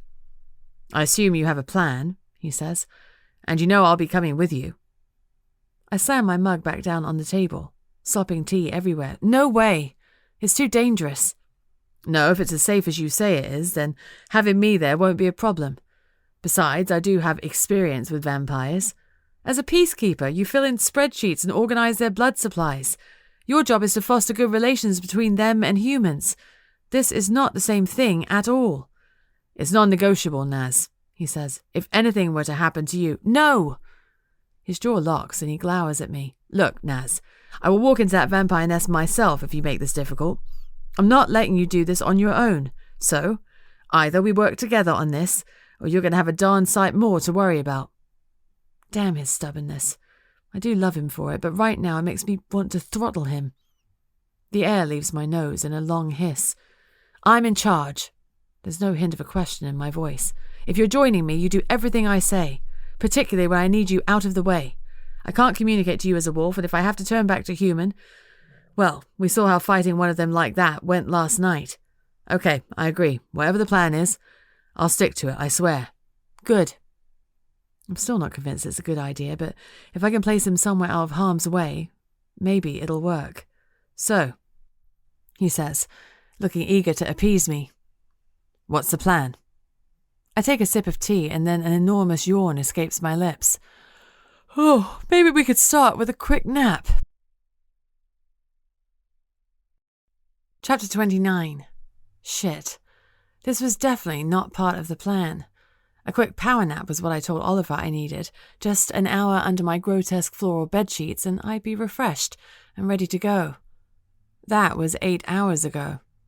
Being annoyed at myself is my normal state of mind, but this time I'm really pissed off. You should have woken me up, I spit at him. You were fast asleep. You needed the rest. What I needed was to attack that nest at midday. It's too late to go now. I pace the room, kicking the bottom of the sofa as I go. It's getting dark now. I suppose if I leave straight away and run there. No, he says quickly. Not that I need much convincing. Even I'm not really reckless enough to consider taking on a nest at night.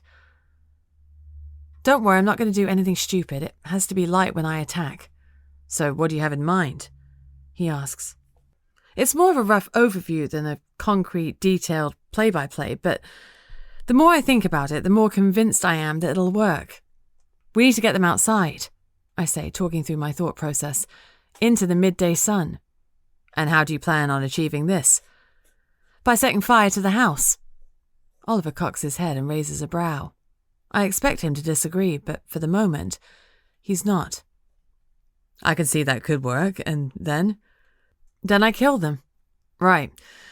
I feel we should definitely flesh this bit out. How are you going to make sure they don't all immediately scatter to the four winds when they realise they're under attack? It's a good point. The house and gardens are quite big, and while I'm fast, so are vampires. Okay, so we have to make sure the fire funnels them towards me, only light the back and sides of the building. He nods slowly. I'll toss some petrol bombs through the windows and you wait out the front. It takes a lot of restraint not to knock him straight back. He reads the hesitancy in my eyes. Look, I have my stake gun. You can stop stressing. You have a stake gun? Of course I do. He goes over to his bag and digs deep into the bottom. What he pulls out looks more like a crossbow than a gun, but with its array of strings and hefty trigger, I can see its use. You've had that all the time? Obviously, and the silver-tipped wooden stakes to go with it. And you didn't think to mention that you had a small vampire-killing arsenal?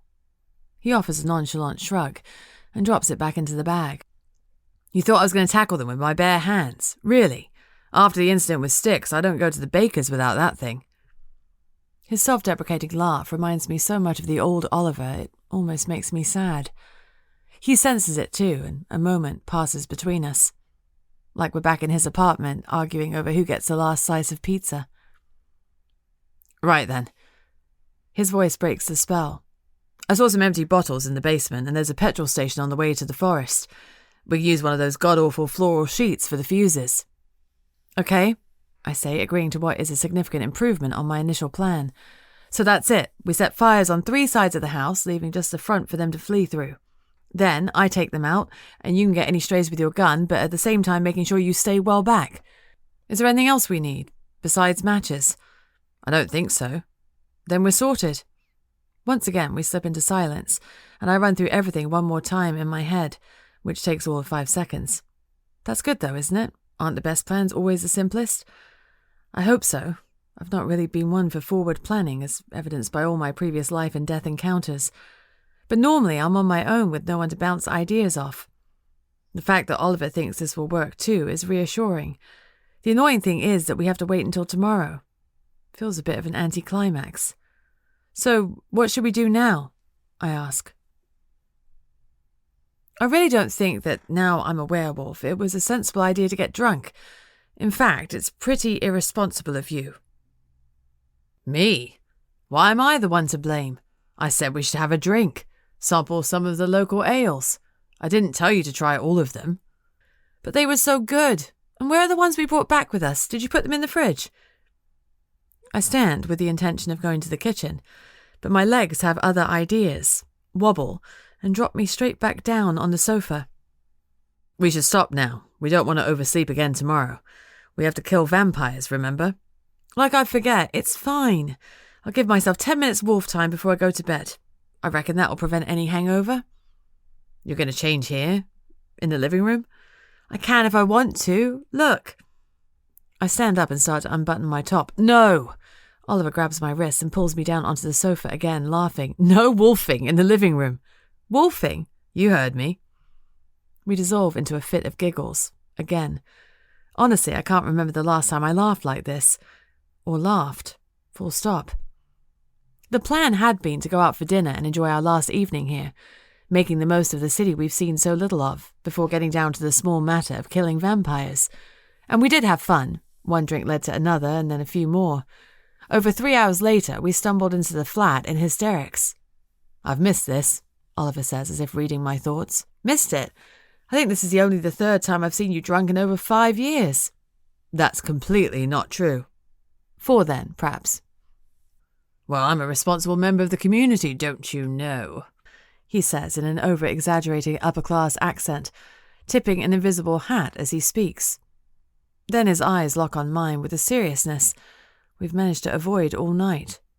Can I ask you something? He says. Sure, although only if you stop looking at me so weirdly. What is it? Why him? The humour instantly evaporates with only the echo of laughter remaining. What do you mean? I ask, as if I have no idea what he's talking about. You know what I mean. I don't want to be a dick about it, but when I think of you and him... He stops, although the shudder says it all. I just don't get it. You barely even knew him. I don't know what you want me to say. Standing up, he takes a bottle from the fridge and knocks the cap off on the edge of the sink before taking a long pull. At the risk of sounding like a broken record, what has he got that I haven't? I'd do anything for you. Literally anything. I know that. I realise I've not had a century to work on my abs, but I'm not the worst-looking guy in the world, am I? God, it really hurts to see someone like Oliver reduced to this. He's the type of bloke who girls find an excuse to give their phone numbers to on the off chance he might call. To see him pining over me is wrong. Maybe completely drunk, the night before a raid on vampires, is the right moment to tell him, even if I do slur my words. Don't you get it? That's the whole point. I'm too good looking. No, that you'd do anything for me. He frowns, shaking his head. And you don't want someone like that? No, it's not that. I just feel like... I guess the thing is, I don't deserve you. What? He goes to take my hands, but I move them away. I can't let him hold me the way I'm feeling. I know where it could lead. Naz, I've known from that first time I saw you. It's a fantasy, Oliver. Yes, we have fun. You and Ray were my best friends in the entire universe. But you and me, it couldn't work. Why not? Because sooner or later I'd let you down. Why do you say that? You wouldn't. Yes, I would. I would let you down and I would break your heart. Well, I'm a big boy. I'll take the risk. I just wish you would too, rather than dismiss us so easily. This is too much. My head is spinning, and from more than just a drink. Of course, I know he has feelings for me. I'm not blind. Despite what I said, I want him too. I think I always have. Just me and Oliver against the world. But it's not only about his heart, it's about mine too. From the very first, I knew he was the type of guy who could break it. It's all so damn confusing. I take a deep breath and adopt a more serious tone. Honestly, it's just a drink talking. Besides, if you actually felt that way about me, why'd you spend so many years with Ray? This question leaves him satisfyingly silent as he scratches an eyebrow. She and I were just messing around. You know that. Besides, it started before I even knew you. But you didn't stop it. Like I said, we were just messing around. Perhaps you preferred to be with someone you knew could never truly hurt you. That's not it. Then why? If you felt so strongly about me and you weren't worried I'd break your heart, then why didn't you do anything about it? Because there was never a right time. And now is the right time? No, now is definitely not the right time, he admits. He looks defeated. Why do I do that? Why do I always push him away when what I really want is to have him closer? Maybe it couldn't be forever, maybe not long at all. But right now, all I want to do is be with him. Why are you looking at me like that? He asks, his eyes narrowing suspiciously.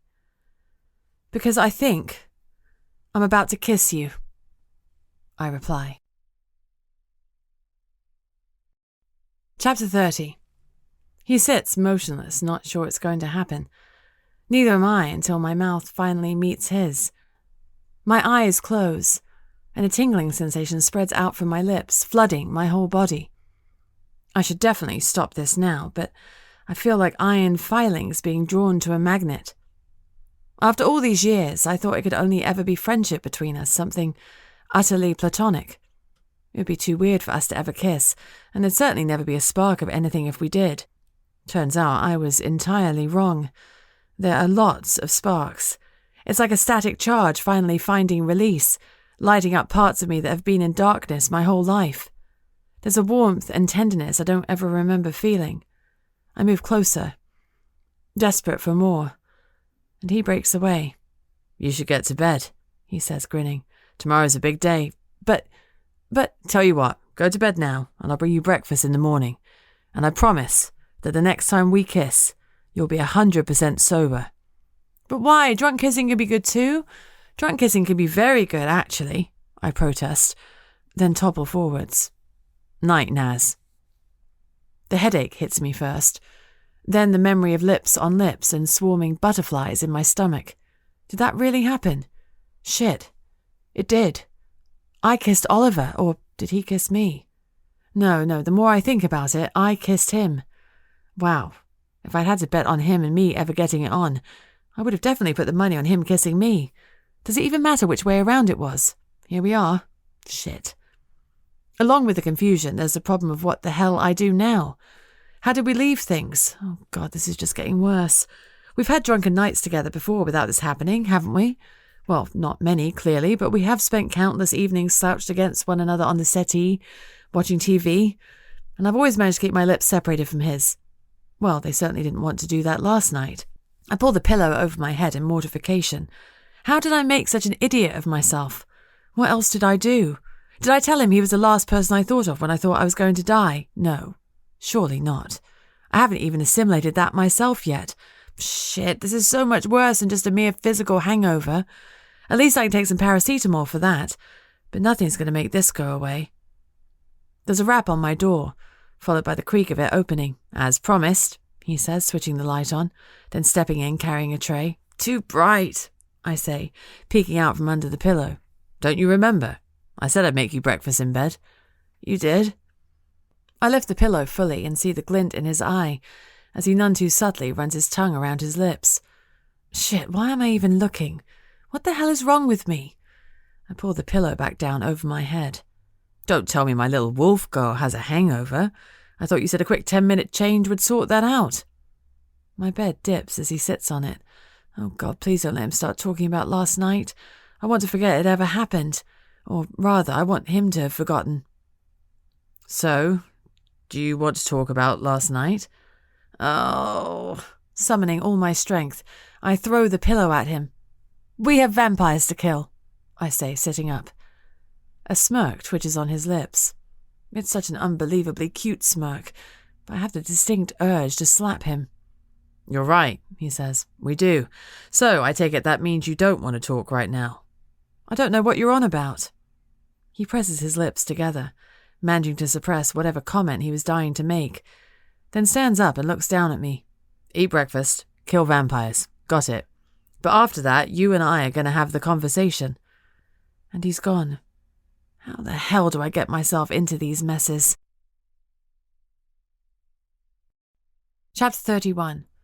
Thankfully, by the time I'm dressed and back in the living area, Oliver is in full-scale military mode and clearly has no time to think about such frivolous things as us kissing, for which I'm grateful. I brought those up from the basement, he says, passing me a cup of tea and gesturing to a crate of empty milk bottles. I also found this. He indicates an old green metal jerry can. We'll have to fill them when we get there. We can hardly walk through town with a box of Molotov cocktails. Okay, that's fine, I say, relieved that things are back to normal.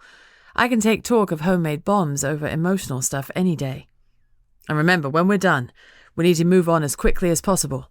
We'll have to avoid public transport until we're well clear of the area, so it'll be back to hitching lifts. Anything you want to take, pack now. We won't be coming here again." I hadn't considered that, and it makes me surprisingly sad. It took a bit of getting used to, but this place has been a home of sorts. I suppose part of me thought that once we'd killed the rogues, it'd be safe to stick around a bit longer, but, of course, that's not the case. There's still the issue of the one that turned them in the first place. I nod. "I'll get my bag. Apart from 2 books I've yet to read, I leave the flat carrying little more than I arrived with over a month ago, all stuffed into a rucksack and strapped to my back. We walk south, out of the town and towards the forest. We've followed this route every time we've gone training, but never in silence like this. Our minds are focused on what we're about to do. So much so that I've almost forgotten what happened last night. Almost. Every now and then I find my eyes drifting to him. Not staring exactly, just trying to read his thoughts. Annoyingly, every time I do this, he seems to catch me at it, and I end up quickly looking away and then blushing like some daft, love-struck teenage girl. This is ridiculous. He seems to think it's funny. So much for thinking it was going to be him finding it awkward. Just outside the town, the petrol station comes into view. Oliver stops 100 meters or so away and indicates for me to do the same. "There'll be CCTV at the garage. We don't know how this is going to pan out, and we can't be seen buying the petrol. The last thing we want is the police on our tail." "So how do we get it?" Pursing his lips, he looks down the road and back again. He puts down the crate.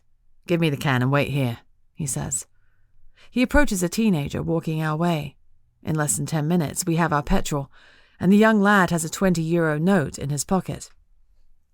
It's just gone 9 by the time we reach the forest. Normally, it would take me about 20 minutes to get to the old house from here, but that's running as a wolf, not walking as a human, weighed down with kit.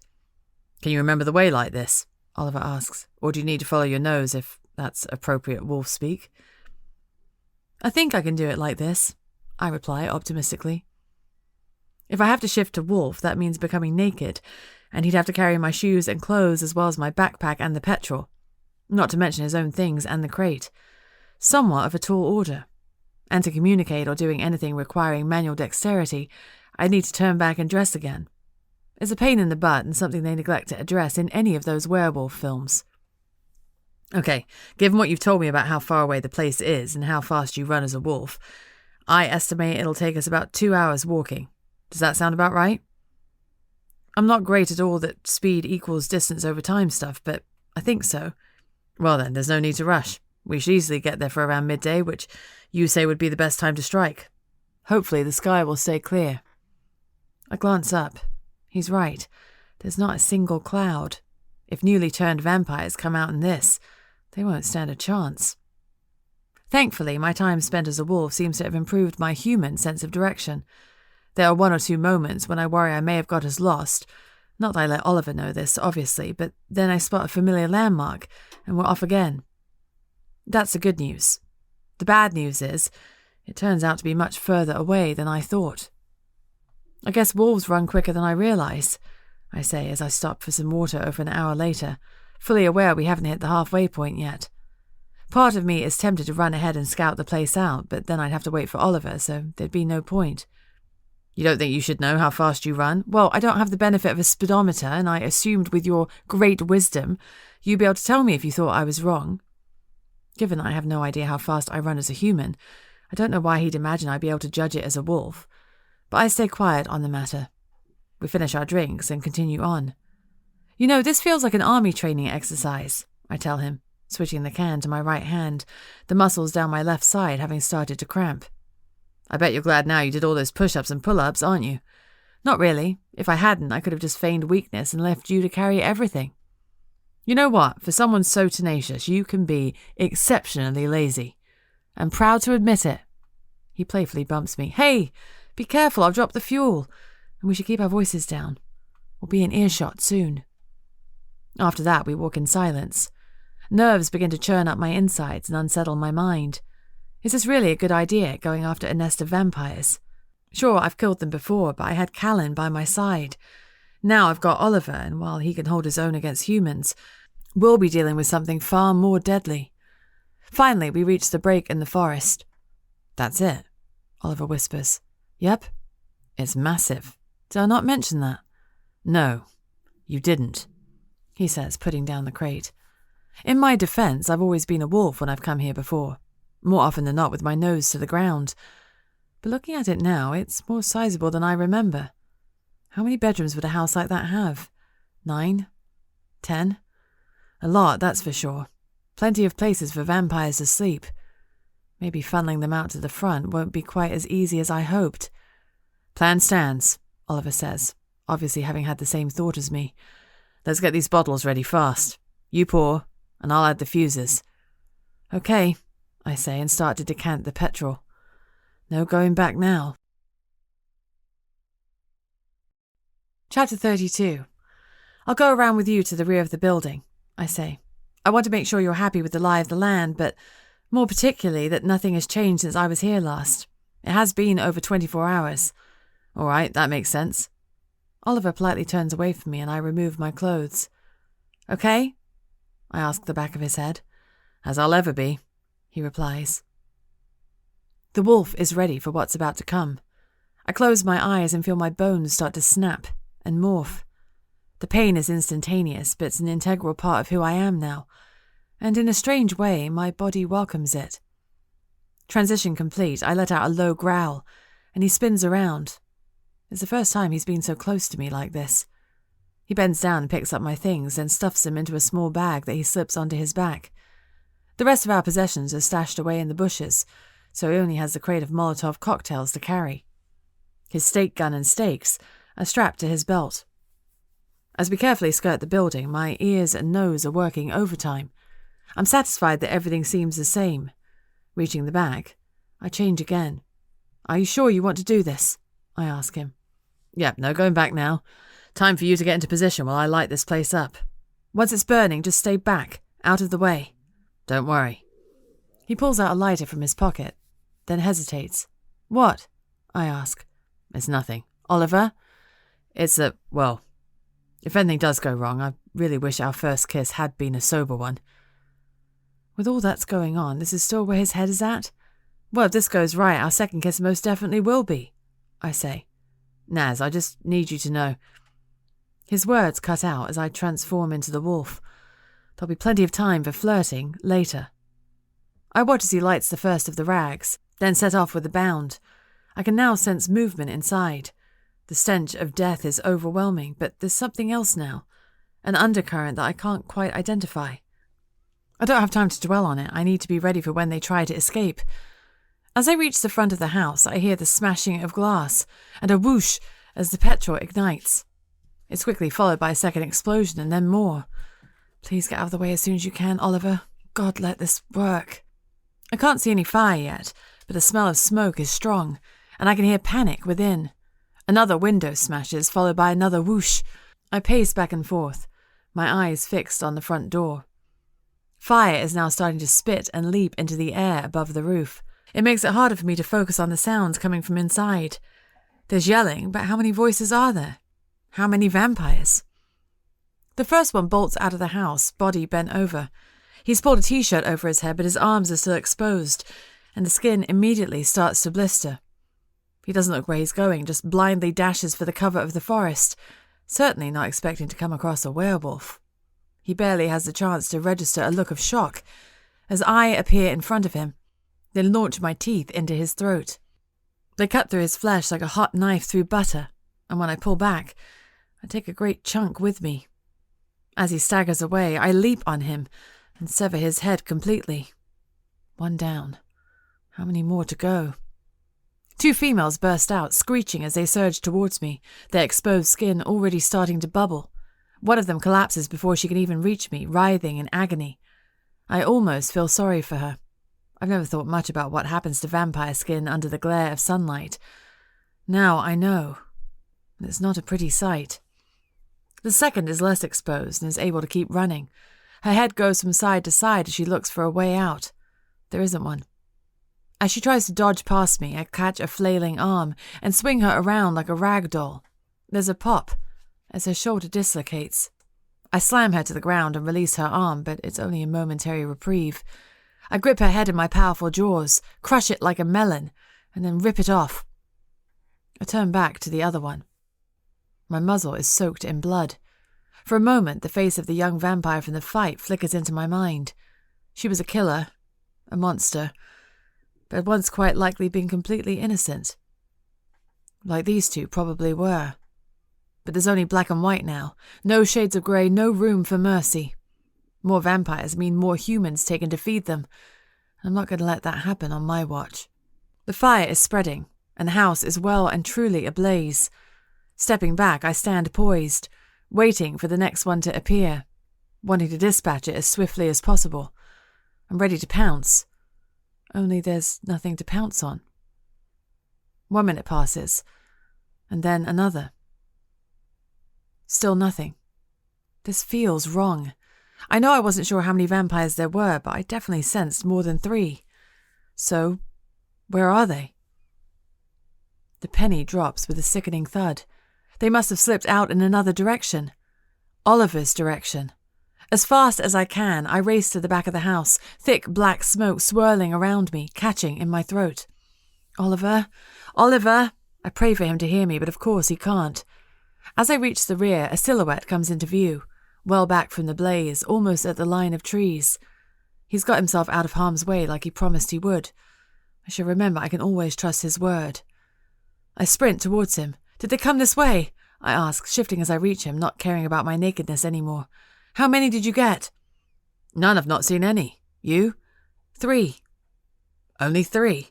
I don't get it. I didn't sense any others leaving, and I'm certain, positive, there were more than that. Well, you are new to this whole sniffing out vampires thing, but it's good.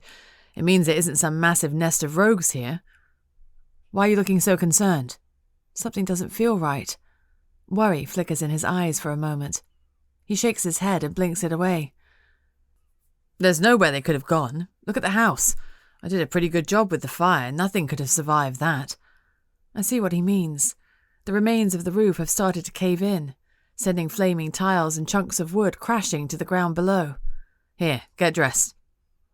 He throws me the bag and starts walking away. We need to go. I slip my dress over my head and prepare to follow, when a voice stops me dead in my tracks. Fancy seeing you two here. Chapter 33. I can't move. I'm dumbstruck. I've heard that voice 1,000 times before, although recently only in my nightmares, screaming out my name. I could never have imagined that I would ever hear it again, for real. Don't tell me you've forgotten your best friend already, she says. Tears immediately well up and I'm barely able to breathe, but I can't look back. I want to cling to this illusion for a little longer. But finally I have to know.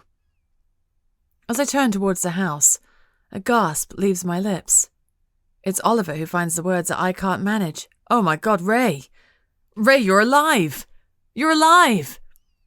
Yes, I am, she replies.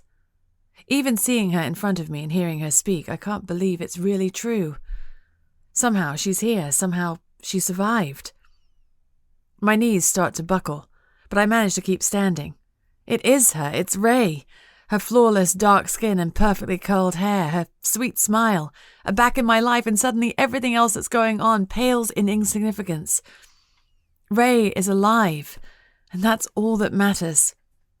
I turn to Oliver, with tears streaming down his cheeks.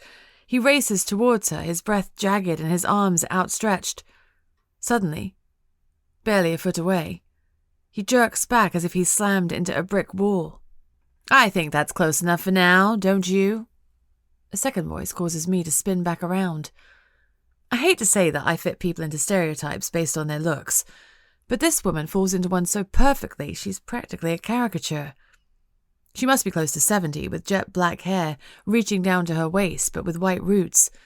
She's dressed in black jeans, black top and black boots, with dozens of silver bangles. It's safe to say, she's a witch. Midway between me and Ray, Oliver is rooted to the spot. Ray? He whispers, still not moving.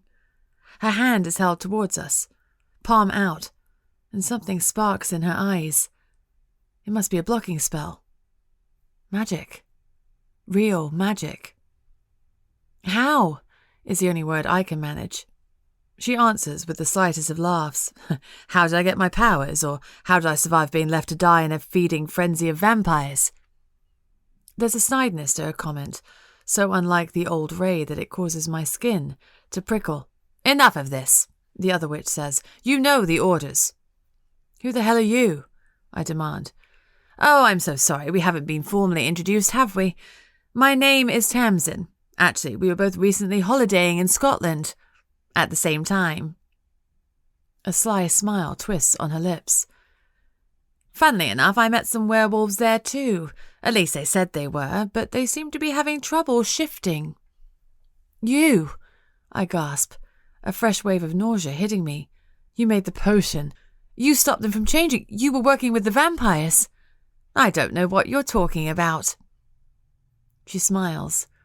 Her mouth is full of blackened teeth, and her eyes are unnaturally dark against her pale skin. I have been known to create tonics for a certain fee. I'm afraid I can't divulge my customers' identities, though. Client privilege, you understand. Alina was the name of the wolf who was brought back to my mother's camp the night Kalen and I arrived. Her body was so battered she was barely recognizable. But what worried the pack most was why she hadn't changed to a wolf, either to escape her attackers or to help herself heal. Kalen had guessed that night that a witch could be working in cahoots with a vampire. Now, here she is, standing in front of me. The wolf howls inside, but it's the human me that lunges for her. I've barely moved a foot before my body is snared by invisible shackles, and I'm stuck, fast. I'm going to kill you, I hiss with all the venom I possess. Her smile widens. Oh, I'm afraid that's not part of the plan.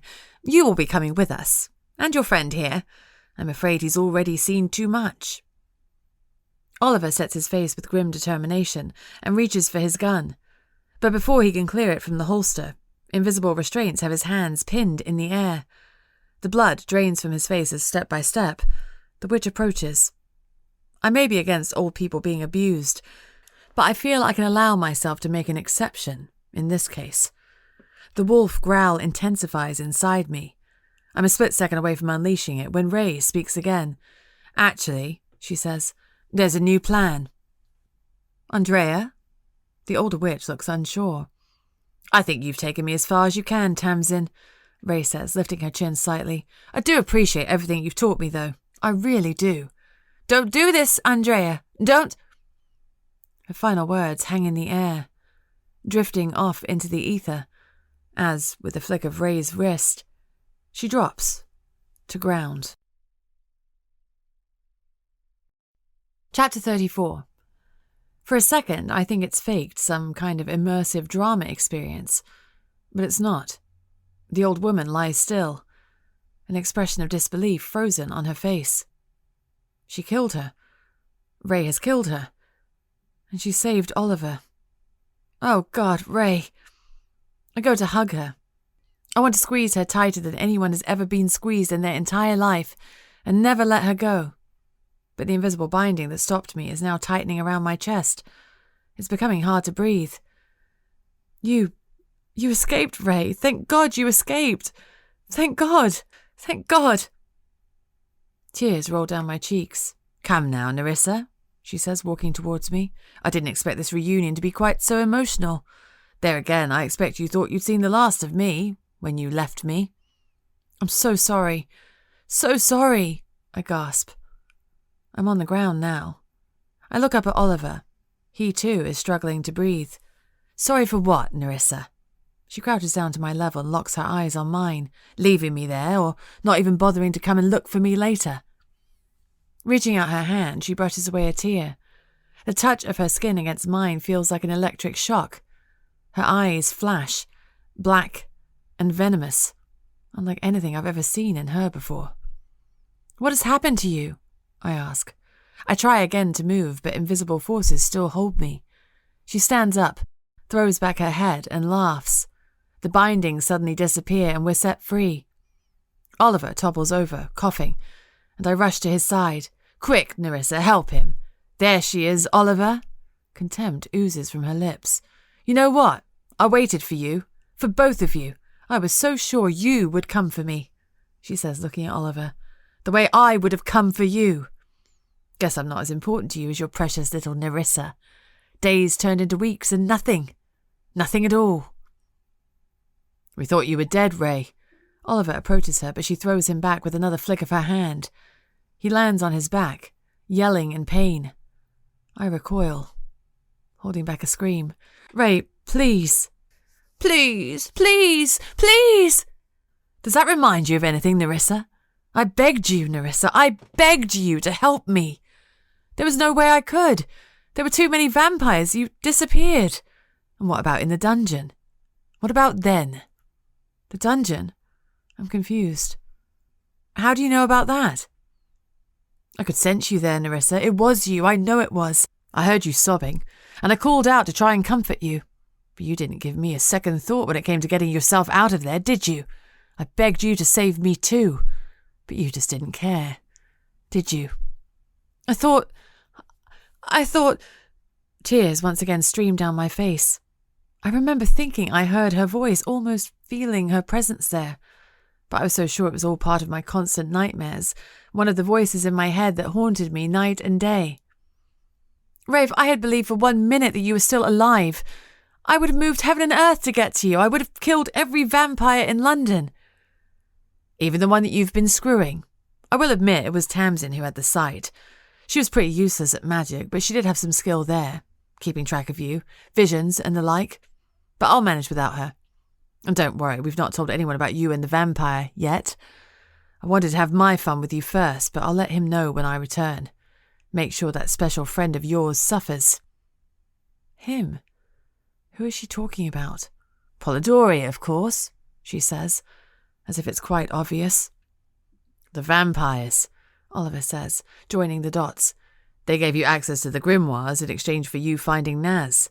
That, amongst other things. You know, they really can be rather agreeable once you get to know them. What have you done, Ray? Oliver's voice is barely a whisper. Spinning around, she spits her words at him. What have I done? What have I done? I've taken care of myself. That's what I've done. All those empty words and broken promises. You, Narissa, Blackwatch. Even my own family abandoned me. Well, I don't need any of you now. I've got all the power I'll ever need. And when the uprising comes, I will be on the winning side. Not that you'll be around to see it. The uprising. That's what the young rogue girl was talking about. She wanted to know if I was going to be part of it. Ray, whatever this is, we can work together. You can't trust vampires.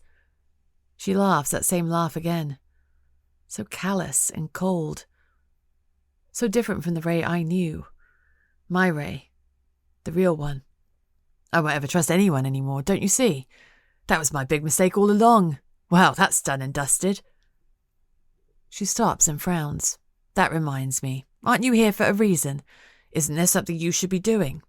I admire your plan, simple but effective, using the midday sun to your advantage. I'd be interested to see how well you fare without it. Lifting her arms to the sky, she starts speaking in a foreign tongue that I don't recognize. Rounded vowels, sharp consonants. I've no idea what it means, but I'm guessing from the way every hair on my body is now standing on end that it's not good. What happens next confirms this. It's like a scene from some crazy end-of-days movie. I look up. The clear blue that was there only moments ago is turning a deep purple as clouds form. In a minute, they go from thin and wispy to thick and threatening, and totally blot out the sun. Then they start to swirl above us. Literally swirl. You know, when I first practiced magic, I couldn't do anything at a distance, other than that trick with glass, of course. I'd start with the basics, hands-on. There were the potions, too, like the one that helped you heal faster after Joe beat you up, or the one Tamsin made to stop those wolves turning. But she never truly embraced the power. Never allowed it to fill her, as I have done. So much easier now that I'm totally free of all constraints. But I'm not complacent. There are still things I need to learn. But 1 or 2 new good spells at a time suits me fine. Interspersed with talking to us, she continues with the other language. She sounds like a rambling, crazy woman. Suddenly, Oliver is beside me, looking really scared. Naz, the house. I immediately see where his fear is coming from. Of course, Ray already knows what's caught his attention. Controlling the elements is something I'm quite good at. I can't focus on what she's saying anymore. The cloud cover in place, well over a dozen vampires are emerging unscathed from the fire-ruined building. A protective sphere surrounds each of them. Shit. Could I deal with them like that? I'll give it a damn good try. But now it's not only Oliver I've got to worry about, there's Ray too. Whatever's going on, the real Ray's got to be in there somewhere still. We must get her to safety. It was easy enough to protect them from the flames and keep them penned in. Like I said, a couple of new spells at a time. But I guess the change in the weather has encouraged them to come out to play. Oopsie. She sneers, her eyes narrowing in the most vicious of smiles I've ever seen. Now, Narissa, I believe you're quite a fighter. Let's hope it's true. For both your sakes. Chapter 35. 20 vampires are not that many. Really, they're not. They are already nervous, likely having seen what happened to their friends. I've just got to keep them away from Oliver and Psycho Ray. The wolf is ready. I think it's looking forward to the challenge. I can feel it growling in my head. I already disposed of 3 easily enough. I can do this. I've got this, I say to Oliver as I strip off my dress and prepare to transform. Nothing happens. I try again. Try? I haven't ever had to do that. It's pure instinct. Second nature. The moment I will it, it happens. Yet here I am, still 100% human, as a horde of vampires who can see I'm panicking, tentatively move towards us. Any second now would be great, Naz.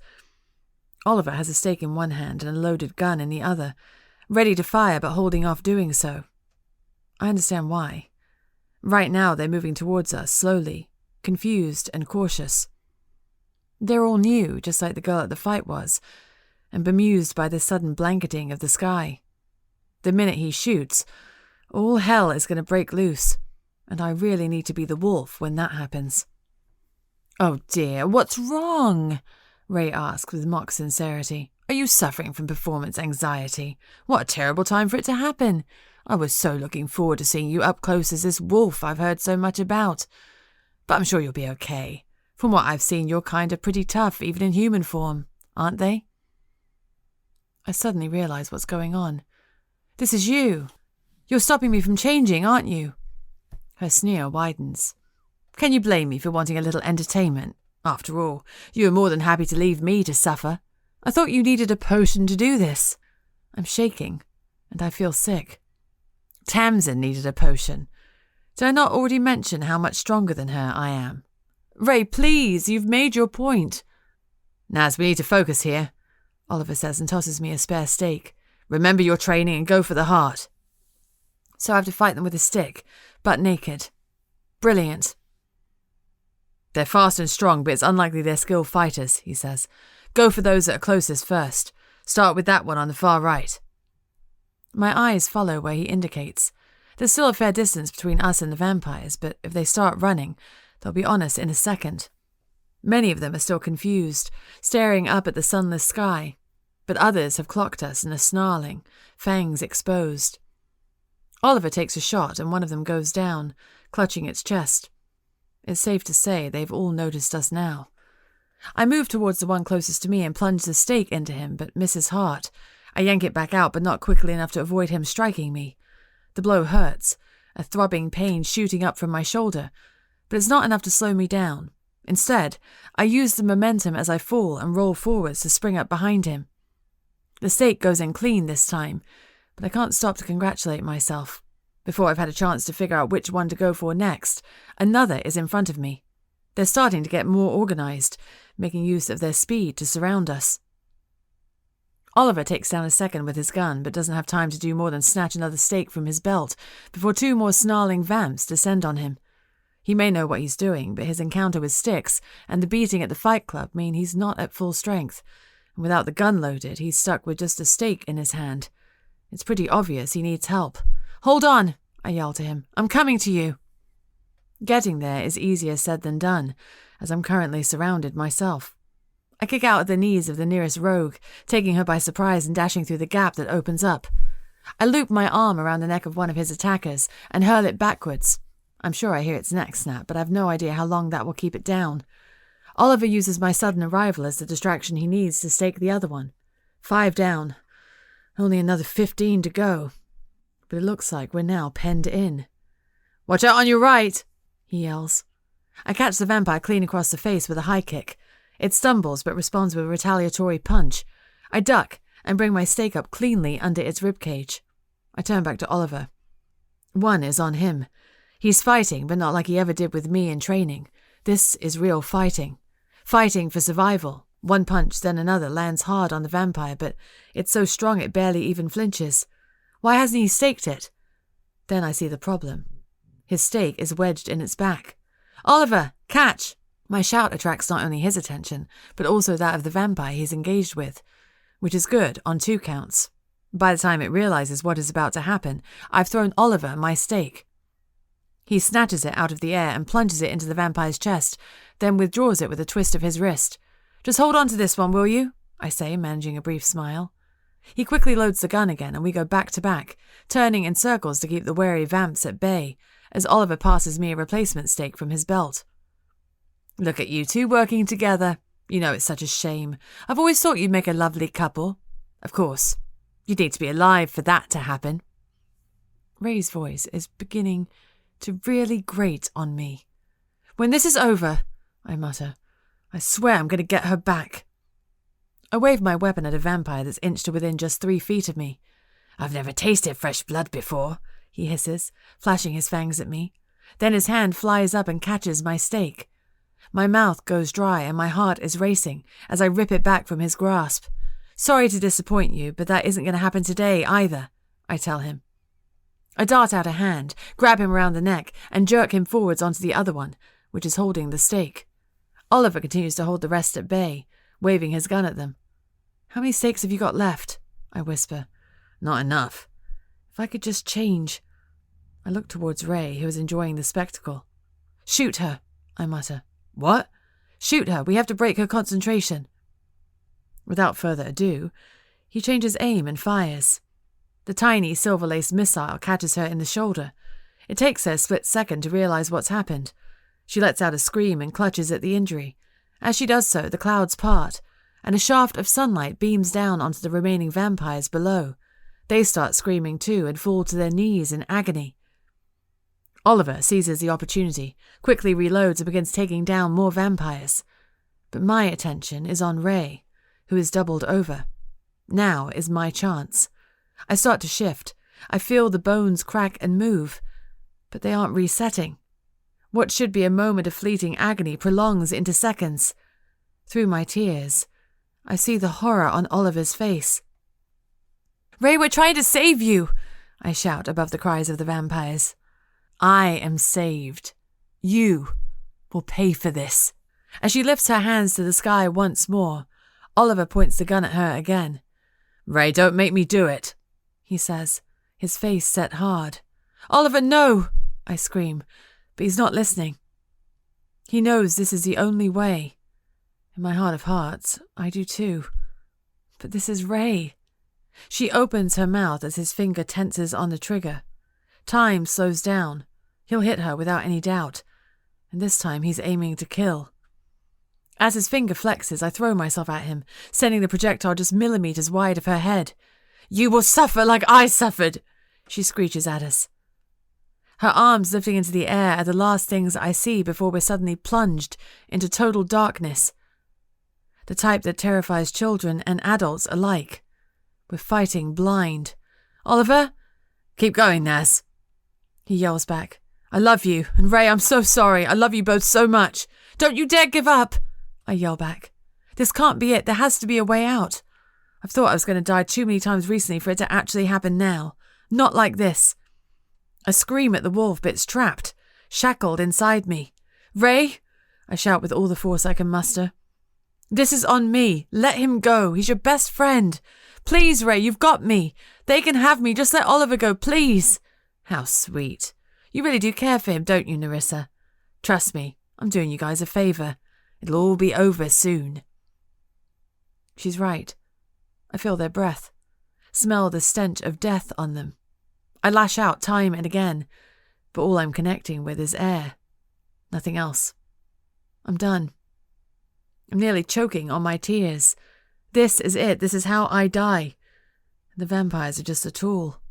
I was the one who set the ball rolling, and I'm to be murdered by someone I once loved, but let down in the worst possible way. I suppose she thinks it's fair. An eye for an eye. Something cold grabs my arm. Screaming, I strike out wildly and connect with the vampire's face. Its grip loosens, but only for a second. I love you, Ray, I call into the abyss. I'm sorry I couldn't save you. A shriek rings out. Oliver! My heart is breaking. I'm here, Naz. I'm still here. There's a rush of air in front of me, and the vampire who just grabbed my arm is gone. Silence follows. What's happening? I ask. Stumbling backwards, I tread on something warm and fleshy and jump away in horror. Oliver? Naz? What's going on? Above us, the clouds are swirling again, and light is starting to break through. A voice cuts through the gloom. One that doesn't belong here. It's young, full of optimism and hope, and it's speaking in a series of short, rushed sentences. Hope you don't mind. Kind of thought you were having a rough time. We're all having a rough time at the minute, though, aren't we? Anyway, just thought we'd give you a hand. Even the odds up a bit. Chapter 36. The clouds race away now as if driven by a great wind, sent back to wherever they came from, leaving just clear blue sky. Then things move so fast I'm not sure what happens first. I turn to Ray. She's on the ground, unconscious but still breathing. A large wolf standing over her. The wolf in me is free at last, and I transform. It appears she wasn't able to stop so many of us all shifting at once. Lou, is it really you? I look around. The vampires are all dead, and there are over a dozen wolves standing in their place. Narissa. The voice that now comes through to me warms my heart, almost as much as Lou's did.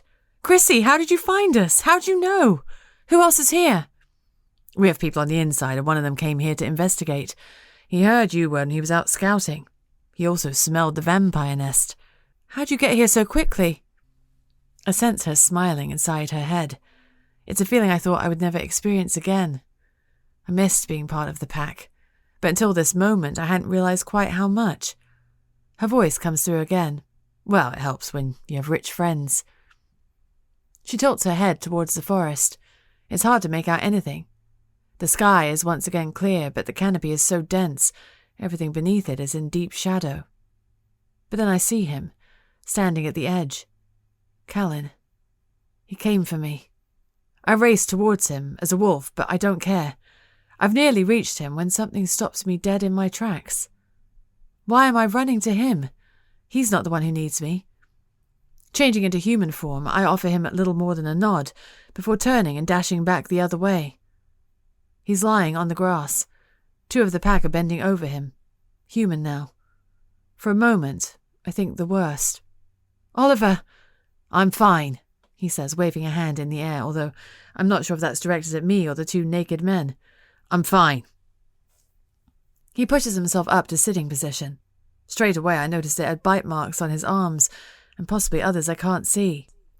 They're deep by the looks of things, and blood is still pouring liberally from the wounds.